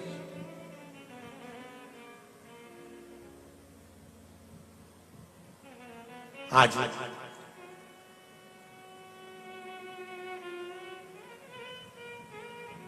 दनु के पुत्र रंभ और करम, ये दोनों बड़े प्रबल हैं। इनके घर में संतान नहीं है। दोनों ने तप साधना पानी में जाकर करी, जल में बैठकर तप साधना करी। मगर आया, करम्ब को खा गया। रंभ को लगा कि मेरे भाई को मगर खा गया, अब मुझे यहां बैठकर तप नहीं करना है, तो भूमि पर बैठा, चारों तरफ से अग्नि लगाई, बीच में बैठकर तप करने लगा। भगवान ब्रह्मदेव ने कहा, मांगो तुम्हें क्या चाहिए? महाराज वर दीजिए कि मेरे घर में संतान नहीं, पुत्र नहीं, तो मुझे पुत्र प्राप्ति हो। भगवान ब्रह्मा जी ने वर दे दिया, तुम तपस्या कर कर उठकर जब जाओगे, जाते समय जिसको प्रेम से देख लोगे, उसी से तुम्हारा पुत्र प्राप्त होगा। रंभ उठकर जब जाने लगा, जाते समय एक महिष, एक भैंस निकल कर जा रही थी, और रंभ ने उस महिष को प्रेम से देख लिया। उस भैंस को, उस महिष को प्रेम से देखा तो महिष का गर्भ ठहर गया। भैंस जब गर्भ ठहरा तो अपने घर गई, तो उसका जो पति था भैंसा, महिषा, उसने देखा कि मेरी पत्नी का गर्भ कैसे ठहर गया, तो ध्यान करा तो मालूम पड़ा इसके गर्भ में रंभ का पुत्र है। इसको क्रोध आया, महिषा दौड़ कर गया भैंसा, और उसने जाकर रंभ को मार दिया। रंभ मरा, नगर के लोगों ने उसका अंतिम संस्कार करा। तो भैंस को लगा, महिष को लगा कि इसका पुत्र मेरे गर्भ में है, मैं इसकी पत्नी कहलाऊंगी, क्यों ना इसके साथ सती हो जाऊं। और महिष जलती हुई चिता में कूद गई। जैसे ही जलती हुई चिता में महिष कूदी, कूदते से ही उस भैंस का एक पुत्र उत्पन्न हो गया। धधकती हुई चिता की अग्नि में से बाहर निकला, उसका नाम महिषासुर हो गया। महिषासुर ने ब्रह्मा जी का वर प्राप्त करा कि मुझे वर दो। मैं किसी के हाथ से ना मरूं। ब्रह्मा जी ने कहा ऐसा नहीं हो सकता, मरना तो पड़ेगा, तो अगर वर दीजिए, अगर मरूं तो किसी स्त्री के हाथ से मरूं। तथास्तु कह दिया। महिषासुर ने चारों तरफ हाहाकार मचा दिया, कोई उसको मारने वाला नहीं था। तब देव अधिदेव महादेव के पास में जाकर निवेदन करा, आप कुछ करिए और इस महिषासुर को मार दीजिए। शिवजी ने कहा कि महिषासुर को तो स्त्री मारेगी। लक्ष्मी जी से जाकर कह दो लक्ष्मी जी मार दे। भगवान विष्णु ने कहा लक्ष्मी जी नहीं मार सकते। क्यों? क्योंकि लक्ष्मी जी में इतना बल नहीं कि वो महिषासुर को मार सके। क्यों? क्योंकि लक्ष्मी जी में जो बल था, माता लक्ष्मी ने अपने पति को श्राप देकर उस बल से मुक्त हो चुकी है। बल से मुक्त? हाँ, एक बार माता लक्ष्मी श्रृंगार कर रही थी और भगवान विष्णु का आगमन हो गया। और भगवान विष्णु का आगमन हुआ तो लक्ष्मी जी ने, भगवान विष्णु लक्ष्मी जी को देखकर मुस्कुरा दिए, हंस दिए। लक्ष्मी जी को क्रोध आ गया और क्रोध में आकर कहा, नारायण तुम मुझे देखकर हंसे हो? मैं तुम्हें श्राप देती हूं कि तुम्हारा सिर कट जाए और तुम्हें घोड़े का मुंह लग जाए, क्योंकि तुम घोड़े जैसे हंसे। भगवान विष्णु का हयग्रीव अवतार हुआ लक्ष्मी के इसी श्राप से, घोड़े का मुख लग गया। तो लक्ष्मी ने अपने पति जी से अपशब्द कह दिए थे, इसलिए इसमें बल नहीं है। तो सरस्वती से कहो वो महिषासुर को मार दे। सरस्वती में भी वो बल नहीं है कि वो महिषासुर को मार दे, क्योंकि एक बार ब्रह्मा जी यज्ञ कर रहे थे, उस यज्ञ में ब्राह्मण कह रहे थे जल्दी से सरस्वती को लेकर आओ, वीणा देवी को लेकर आओ। ब्रह्मा जी बार बार जाकर कहते वीणा चलो, सरस्वती चलो, सरस्वती चलो, देवी चलो, ब्रह्मणी चलो, पर सरस्वती देवी नहीं गई। ब्राह्मणों ने कहा यज्ञ का मुहूर्त निकल रहा है, ब्रह्मा जी कुछ तो करना पड़ेगा। ब्रह्मा जी ने कहा आपको जो करना है करो। तभी ब्राह्मणों ने गाय को खड़ा करा, गौ माता को खड़ा कर कर ब्राह्मण वेद की ध्वनि करने लगे। ब्राह्मण जब वेद की ध्वनि करने लगे, गाय को खड़ा कर कर जब वेद की ध्वनि करी, तो गौ माता के मुख से वेद माता गायत्री को प्रकट कर लिया। और ब्राह्मणों ने गाय को मुख से जब वेद माता गायत्री को प्रकट करा, उस गायत्री को प्रकट करके ब्रह्मा जी के पास में बिठा दिया। पास में बिठाकर यज्ञ प्रारंभ कर दिया। ब्रह्माणी ने आकर श्राप दे दिया, ब्रह्मदेव तुमने अपनी पत्नी का अपमान करा है, मैं तुम्हें श्राप देती हूं, पृथ्वी पर कहीं तुम्हारे मंदिर नहीं होंगे, कहीं तुम्हारे मंदिर नहीं होंगे, केवल जहां तुमने यज्ञ करा है पुष्कर में, बस यहीं छोड़कर। तो भगवान शंकर से कहा अब आप कुछ करिए। शिव जी ने पार्वती से कहा, पार्वती ने जाकर क्रोध कर कर महिषासुर का संहार कर दिया और माता का नाम महिषासुर मर्दनी हो गया। ये शिव कृपा, ये शिव कृपा। आया समय माता पार्वती जी ने भगवान शंकर से कहकर गणेश जी के मंगल विवाह का प्रस्ताव रखा। विश्वरूप जी की, विश्वरूपा जी की सुंदर दो पुत्रियां रिद्धि और सिद्धि के साथ श्री गणेश जी महाराज का मंगल विवाह हो रहा है। जोरदार ताली बजाकर गणेश जी के मंगल विवाह का स्मरण करेंगे। घड़ी की दुकान पर ही घड़ी ठीक हो सकती है, उसी तरह जैसे घड़ी की दुकान पर ही घड़ी ठीक होती है, तो ये समय, ये घड़ी, ये पल, ये नक्षत्र, ये समय, ये वर्ष, ये महीने, ये वार जिसने बनाए हैं वो है देवाधिदेव महादेव। अगर हमारा भी समय ठीक नहीं चल रहा हो तो शंकर जी के पास ले जाकर थोड़ी देर बैठ जाओ, ये घड़ी, ये समय, ये पल, ये नक्षत्र ठीक हो जाए। थोड़ा शिव की आराधना में, थोड़ा शंकर भगवान की आराधना में इस घड़ी और इस पल को लगाने का प्रयास करिए।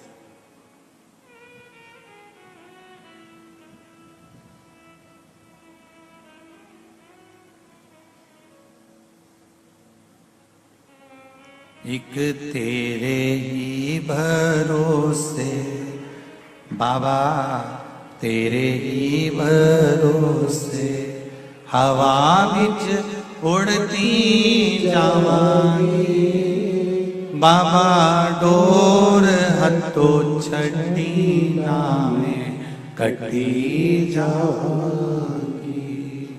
भोले मैं तेरी पतंग हो शंभो मैं तेरी बदन हवा बिच उड़ती जावांगी बाबा डोर हथो छड़ी ना में कटी हमारा अगर समय बेकार चल रहा है, हमारा समय अनुकूल नहीं है, ठीक नहीं है, श्रेष्ठ नहीं है, कुछ उसमें गड़बड़ी चल रही है, तो जिसने बनाया है, जिसने निर्माण किया है, उस परमात्मा के पास ले जाकर रख दीजिए, उस परमात्मा के पास जाना शुरू कर दीजिए, तो वो इस मनुष्य देह की घड़ी को थोड़ा ठीक करना प्रारंभ कर देगा, मानव देह की घड़ी को श्रेष्ठ कर देगा। गूंजना बंद कर बात।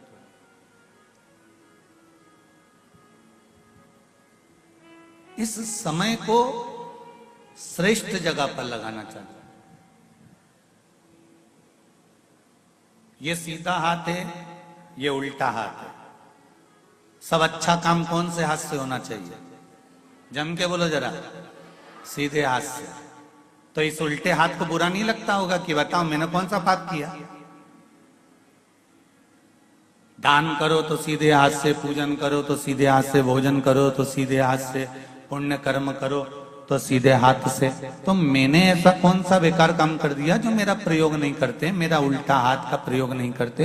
एक दिन उल्टे हाथ ने जाकर किसी सदगुरु से कहा, गुरुदेव मेरा प्रयोग क्यों नहीं होता, इस हाथ का उपयोग क्यों नहीं होता, मैं बड़ा दुखी हूं। तो इतने में गुरु जी ने कहा, तो चिंता मत कर, जब कोई सीधे हाथ से दान करे ना, तो तू उस हाथ को टच कर लेना, तो तेरा प्रयोग होना प्रारंभ हो जाएगा। बस इतना कर। जब अच्छा समय ना चले, जब श्रेष्ठ समय ना चले, जब श्रेष्ठ समय ना आए, तुम्हें ऐसा लग रहा हो कि श्रेष्ठता का समय नहीं चल रहा है, अच्छा समय नहीं चल रहा है, तो एक काम करना, जो अच्छा काम कर रहा हो, जो श्रेष्ठ काम कर रहा हो, जो भगवान की भक्ति में लगा हुआ हो, जो भगवान के स्मरण में लगा हुआ हो, बस उससे टच कर कर चलते रहना, तो हो सकता है कि हमारी जिंदगी भी अच्छी हो जाए।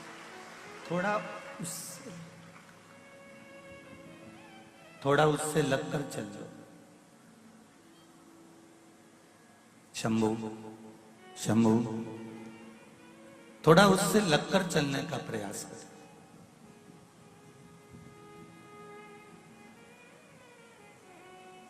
और जब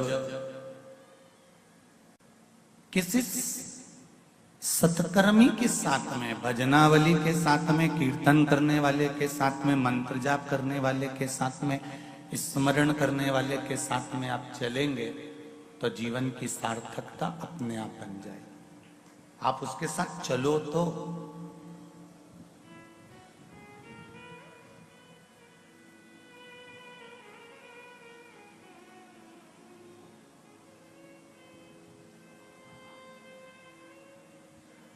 गंगा मैया के जल से कार्तिकेय बाबा की उत्पत्ति हुई, कार्तिकेय बाबा प्रकट हुए।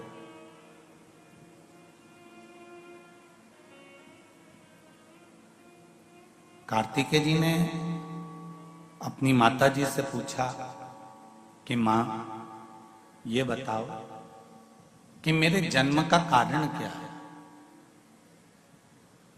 क्यों जन्मा हूं मैं?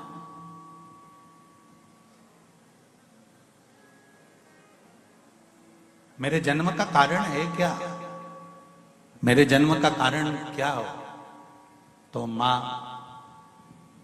तुरंत बोली कि तुम्हारे जन्म का एक कारण है तारकासुर का संहार।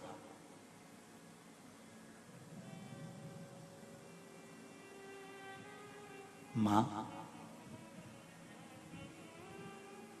एक असुर के संहार के लिए मेरा जन्म हुआ है क्या? मेरे जन्म का कारण केवल एक असुर का संहार ही है? केवल एक असुर का संहार? मां ने कहा, तुम्हारे जन्म का कारण असुर का संहार तो मां असुर का संहार तो पिताजी भी कर सकते थे, असुर का संहार तो कोई दूसरा भी कर सकता था, असुर का संहार तो कोई अन्य 33 कोटि देवता में कोई देवता आकर कर सकता था। फिर मां ये बताओ कि मेरे ही द्वारा इस असुर का संहार क्यों, किस लिए? मां कहती है कार्तिकेय, ये जो तारकासुर है ये शंकर भगवान का परम भक्त है। इसने मांगा भी तो क्या मांगा कि मैं किसी के द्वारा नहीं मरूं, अगर मरूं तो शिव जी के पुत्र के द्वारा मरूं।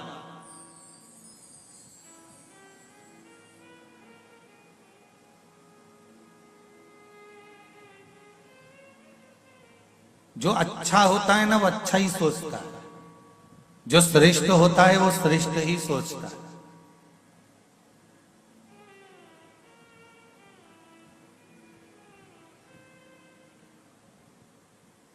कई माताएं विचार कर कर बैठती हैं, मेरे को बद्रीनाथ जाना है, मेरे को केदारनाथ जाना है। कब जाओगी? बस मेरे पोते की शादी हो जाए और पोता बहू आ जाएगी ना तो मैं उनको लेके जाऊंगी धुकाने के लिए। अब देखिए, अच्छा सोचा है ना उसने, अच्छा विचार किया है ना उसने, उसका विचार उसकी सोच अच्छी है इसलिए वो अच्छा सोच रहा है। तो तारकासुर ने क्या मांगा कि मरूं तो शंकर भगवान के पुत्र द्वारा मरूं।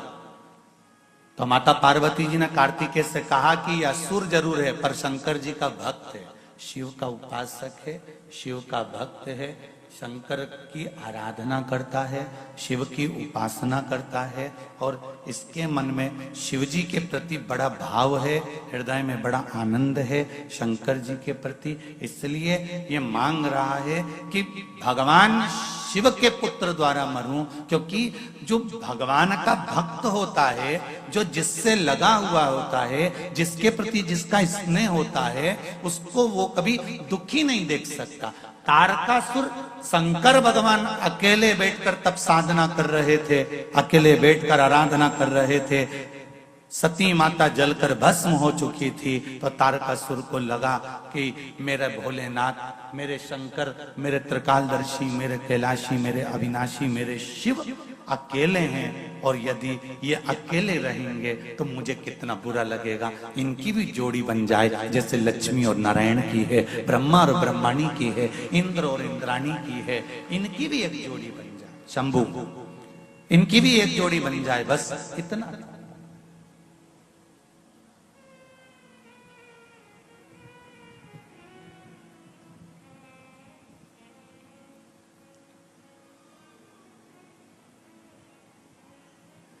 इसलिए मांगा क्या? मांगा केवल इतना कि शिव जी के पुत्र के द्वारा मेरे प्राण छूटे, भगवान शंकर के पुत्र द्वारा मेरे प्राण छूटे। पुत्र कब होगा? जब शंकर भगवान की समाधि हटेगी, तब साधना हटेगी और इनका मंगल विवाह होगा, और विवाह होगा तब जाकर इनका पुत्र होगा। एक बात आपसे कहना चाहेंगे, कभी शिव मंदिर में जल चढ़ाने का मौका मिले और आप शंकर जी के मंदिर में जल चढ़ाने के लिए जाएं, या बेलपत्र चढ़ाने के लिए जाएं, या शिव जी की आराधना करने के लिए जाएं,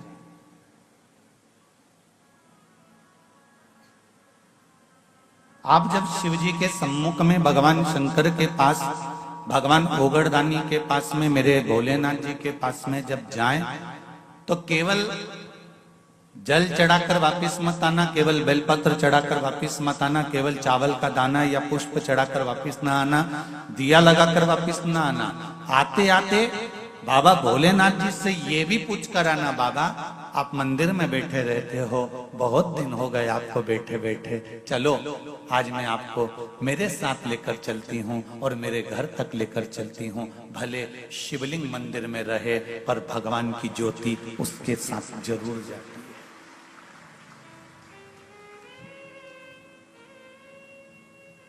शिवलिंग भले मंदिर में रहे। हम क्यों कहते हैं कि 12 ज्योतिर्लिंग? ज्योतिर्लिंग का मतलब क्या होता है? जहां शंकर भगवान की ज्योति हमेशा प्रकट रहती है। और ज्योति से मतलब ये नहीं कि घी का दिया या तेल का दिया प्रकट रहता है, उससे मतलब नहीं है।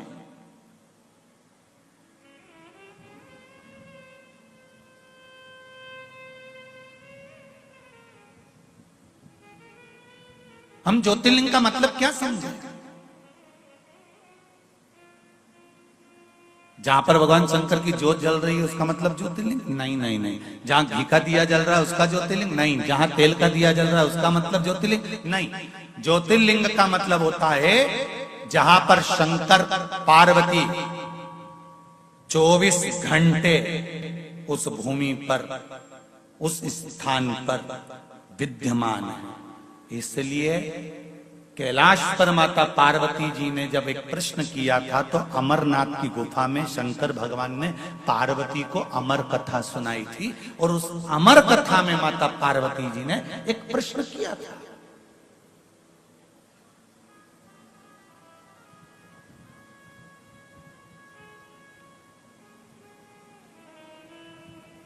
उस अमरनाथ की गुफा में माता पार्वती जी ने एक प्रश्न किया था, आप जिस स्थान पर विराजमान होते हो उस स्थान से आप कितनी देर के लिए ओझल होते हो? कितनी देर के लिए जाते हो? बहुत ध्यान से सुनना रे भाई। आप अगर 2 साल से 3 साल से 4 साल से 5 साल से 8 साल से अगर शिव महापुराण की कथा सुन रहे हो तो उसमें आज की कथा बड़ी विशेषता में ध्यान रखना। सोमती अमावस्या नवग्रह शिव महापुराण की कथा हैदराबाद बाहेती परिवार द्वारा जो हो रही है उस पर ध्यान दीजिएगा। और अगर सुनने से वंचित रह जाओ तो बाद में सुन लेना, पर सुनना जरूर कथा। आप कितनी देर, कितनी घड़ी, कितने पल, कितने क्षण, कितने समय आप किस जगह पर रहते हो, यह पार्वती जी ने अमरनाथ जी की गुफा में माता पार्वती ने शिव जी से प्रश्न किया, जिस समय पर अमर कथा बाबा देवाधिदेव महादेव माता पार्वती को सुना रहे थे।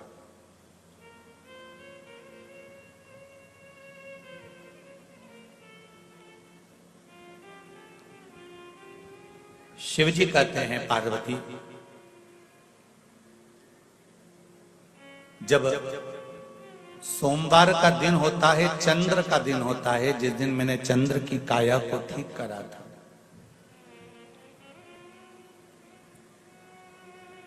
12 ज्योतिर्लिंग में सबसे पहला ज्योतिर्लिंग, बोलो जम के, जम के बोलो जरा, सोमनाथ।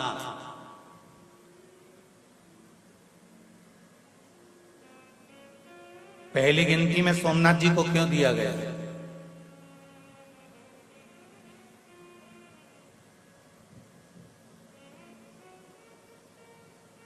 प्रथम गिनती काशी तो अजर और अमीर है, अमर है ये। काशी के शिवलिंग का निर्माण तो ना जाने कितने सतयुग, ना जाने कितने त्रेता, ना जाने कितने द्वापर, ना जाने कितने कलयुग निकल चुके हैं, तब भी काशी में शिवलिंग था। शंकर काशी में थे और शंकर काशी में हैं और शंकर काशी में रहे। ना जाने कितने सतयुग, कितने त्रेता, कितने द्वापर और कितने कलयुग निकल गए, काशी में शिव है, था और रहेगा, ये निश्चित है।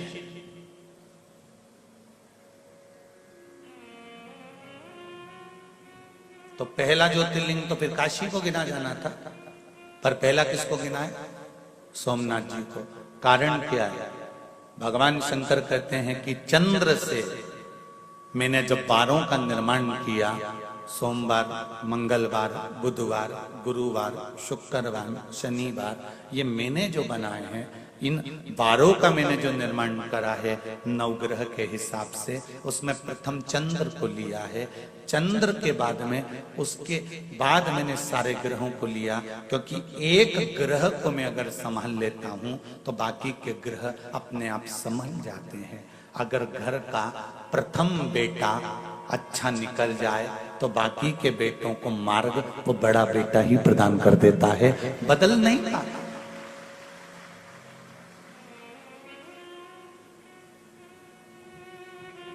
घर की एक बेटी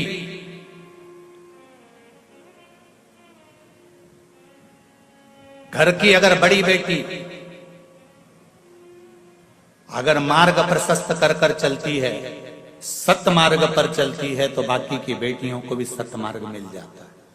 और यदि पहली बेटी ने ही सोच लिया कि मुझे तो उससे विवाह करना है, मुझे तो ऐसा करना है, तो बाकी की जो बेटियां हैं वो भी मार्ग से विभाजित हो जाती हैं। प्रथम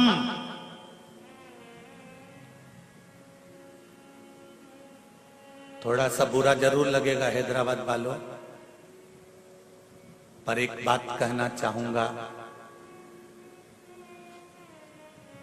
लोगों के पास में धन बढ़ते जा रहा है और शरीर से कपड़ा कम होते चले जा रहा है। थोड़ा बुरा जरूर लगेगा, आप हमको अगली बार बुलाओ ना बुलाओ ये आपकी मर्जी है, पर कहने में पीछे नहीं हटता। जब मध्य प्रदेश नहीं छोड़ता तो तेलंगाना काय को छोड़ूंगा।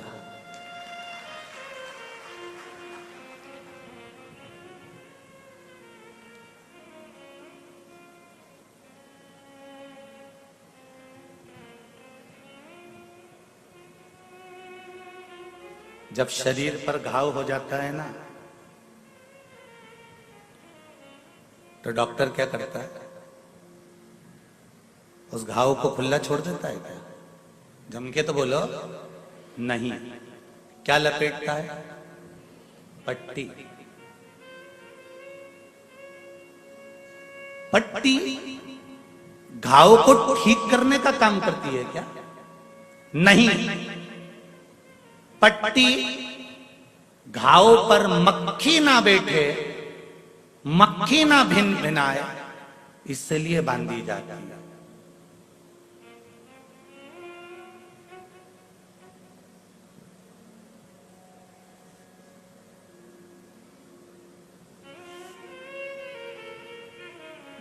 घाव पर पट्टी ना बांधे तो मक्खी भिनकती है, उसी तरह तन पर कपड़ा ना रहे तो ये दूसरी मक्खियां बहुत भिनकती हैं।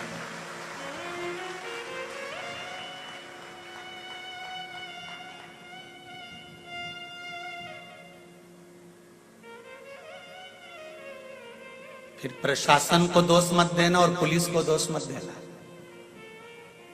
बचपन से सिखाया जा रहा है, स्कूल में भी फर्स्ट एड बॉक्स रखकर सिखाया जाता है, मेडिकल बॉक्स रखकर सिखाया जाता है, छोटे छोटे बच्चों को सिखाया जाता है कि लग जाए घाव तो पट्टी बांधना, पट्टी से शरीर अच्छा नहीं होगा पर मक्खी भिन भिनाना बंद कर देगी। उसी तरह तन अगर ढक कर रखोगे तो ये बाकी की मक्खियां भिन भिनाना बंद कर देगी, ये निश्चित है,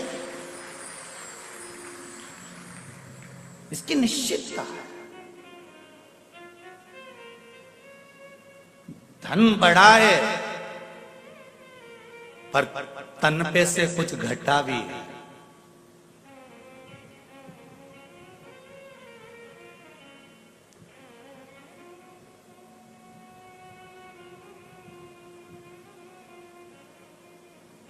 कुछ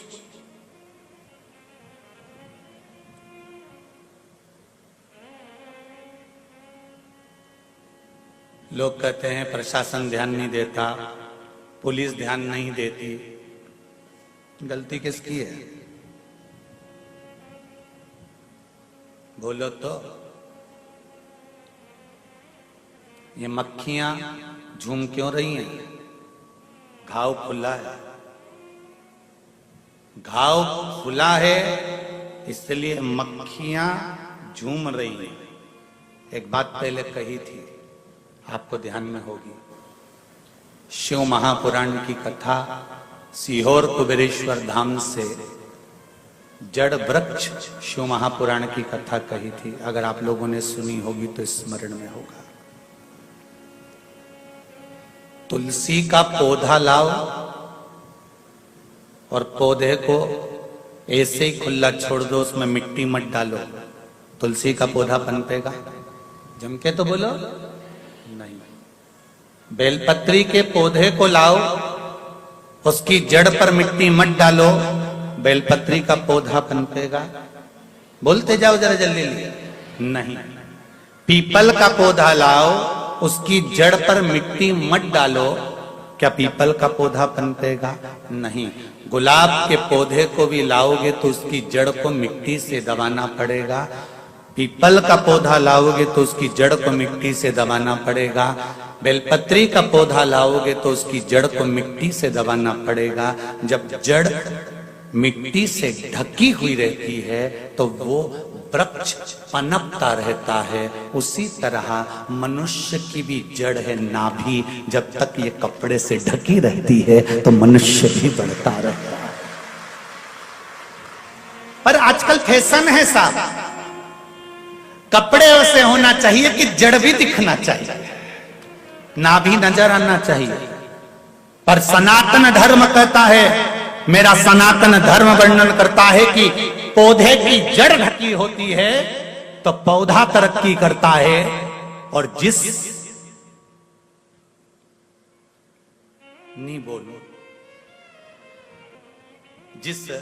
मनुष्य की नारी की जड़ ढकी होती है वो नारी भी कुल की मर्यादा को आगे बढ़ा देती है। अब कितना कहें, समझने वाला व्यक्ति उतने में समझ सकता है, इससे ज्यादा क्या कहोगे।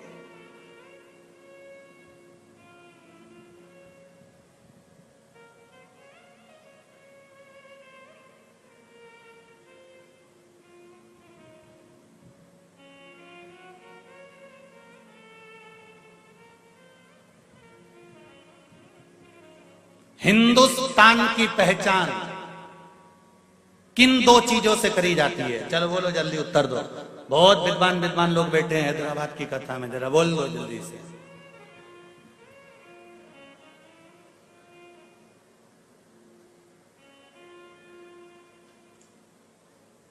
दो जो भैया माइक दो जरा, जी बोलने वाली है उनको दो जरा माइक को। हाँ खड़ी हो जाओ। मेरे हिंदुस्तान की पहचान किन दो चीजों से करी जाती है? नारी की पहचान पूरी साड़ी से पहचान हो सकती है। ठीक है बैठिए।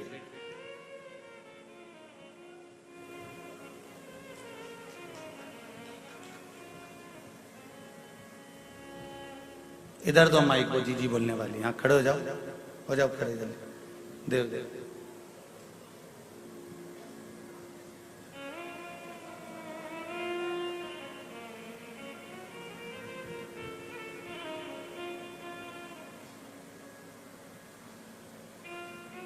श्री शिवाय नमस्तुभ्यम। श्री शिवाय नमस्तुभ्यम। हिंदुस्तान की पहचान सभ्यता और संस्कृति से है। बहुत बढ़िया, बैठिए।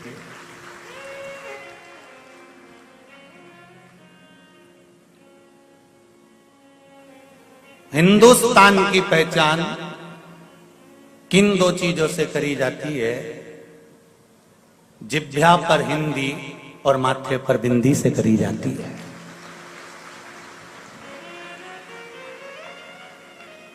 मेरे हिंदुस्तान की पहचान है तुम्हारी जीवान पर हिंदी हो और मेरी बेटियों के माथे पर बिंदी हो।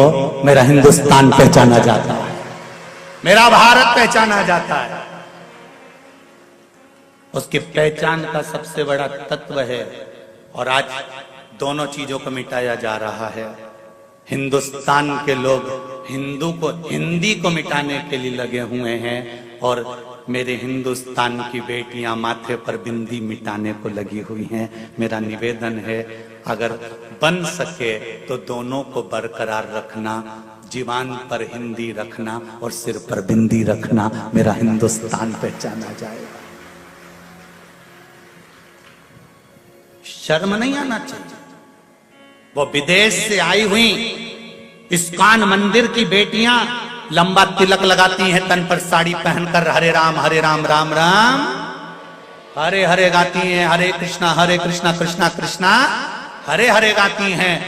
और ब्रज की गलियों में हो, चाहे बेंगलोर की गलियां हो, चाहे हैदराबाद की गलियां हो, उनको कोई शर्म नहीं आती और साड़ी पहनकर माला लेकर घूमकर तिलक लगाकर निकलती हैं।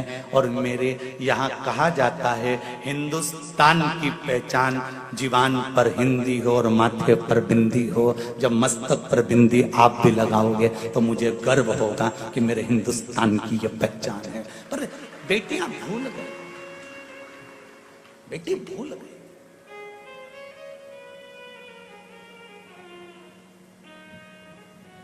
धन बढ़े तुम्हारे यहाँ, हम मना नहीं। हम तो इस व्यासपीठ से भगवान से कहना चाहेंगे कि आपको भगवान इतना धन दे, इतना धन दे, इतना धन दे कि तुम दोनों हाथों से, जैसे आज बाहेती परिवार शिव महापुराण की कथा करवा रहा है, बाबा से विनती करें हम तो कि आपको इतना दे कि आने वाले समय में आप भी हैदराबाद में शिव महापुराण की कथा करवा। भगवान इतना दे, पर निवेदन है धन तो बढ़ रहा है पर तन पे से वस्त्र घट रहा है। ऐसा धन फिर किसी काम का नहीं जो तन के वस्त्र को कम कर दे। महाराज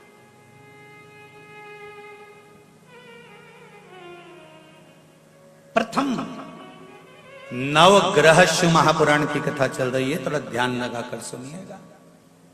और अगर आपको जिंदगी में अच्छा लगे तो इस हिंदुस्तान की दो पहचान को अगर अच्छा लगे तो टीवी के माध्यम से काट कर व्हाट्सएप पर, इंस्टाग्राम पर जरूर सबको भेज देना कि मेरे हिंदुस्तान की दो पहचान है।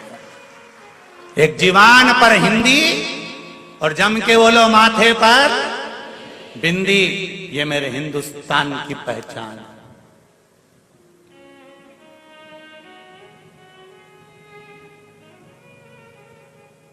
जनमानस तक जाए। शिव महापुराण केवल यहीं तक नहीं, जो नहीं सुनते उन तक आप भेज सकते हो, सोशल मीडिया के माध्यम से आप पहुंचा सकते हो। घाव पर पट्टी बंधना जरूरी है, मक्खी भिनकेगी, तन पर वस्त्र सही होना जरूरी है, नहीं तो ये बहुत मक्खियां है रे संसार में, ये भी बहुत भिनकेगी। फिर प्रशासन को या पुलिस को दोष मत देना कि ये कुछ नहीं करते। वो तो कहते हैं कि पट्टी बांध के रखो ना घाव पर, तन पर अच्छे कपड़े पहन कर रखो। किसी की सामर्थ्यता है कि भिनक जाए। झांसी की रानी भी तो थी, मां अहिल्याबाई भी तो थी, मां मुक्ताबाई भी तो थी, कर्माबाई भी तो थी, मीराबाई भी तो थी। खूब जियो, खूब अलमस्त आनंद में आप। हम ये नहीं कहते कि आप आज के युग में मत जियो, बहुत बहुत जियो आज के युग में, पर अपनी संस्कृति और अपनी सभ्यता से पीछे मत हटो। अपनी सभ्यता और अपनी संस्कृति से हमको पीछे नहीं हटना। नमस्तुभ्यम श्री शिवाय नमस्तुभ्यम हर हर महादेव। यह उपाय आप अघन पूर्णिमा के दिन जरूर करें। इस उपाय को करने से होगी हर मनोकामना पूरी। श्री शिवाय नमस्तुभ्यम हर हर महादेव।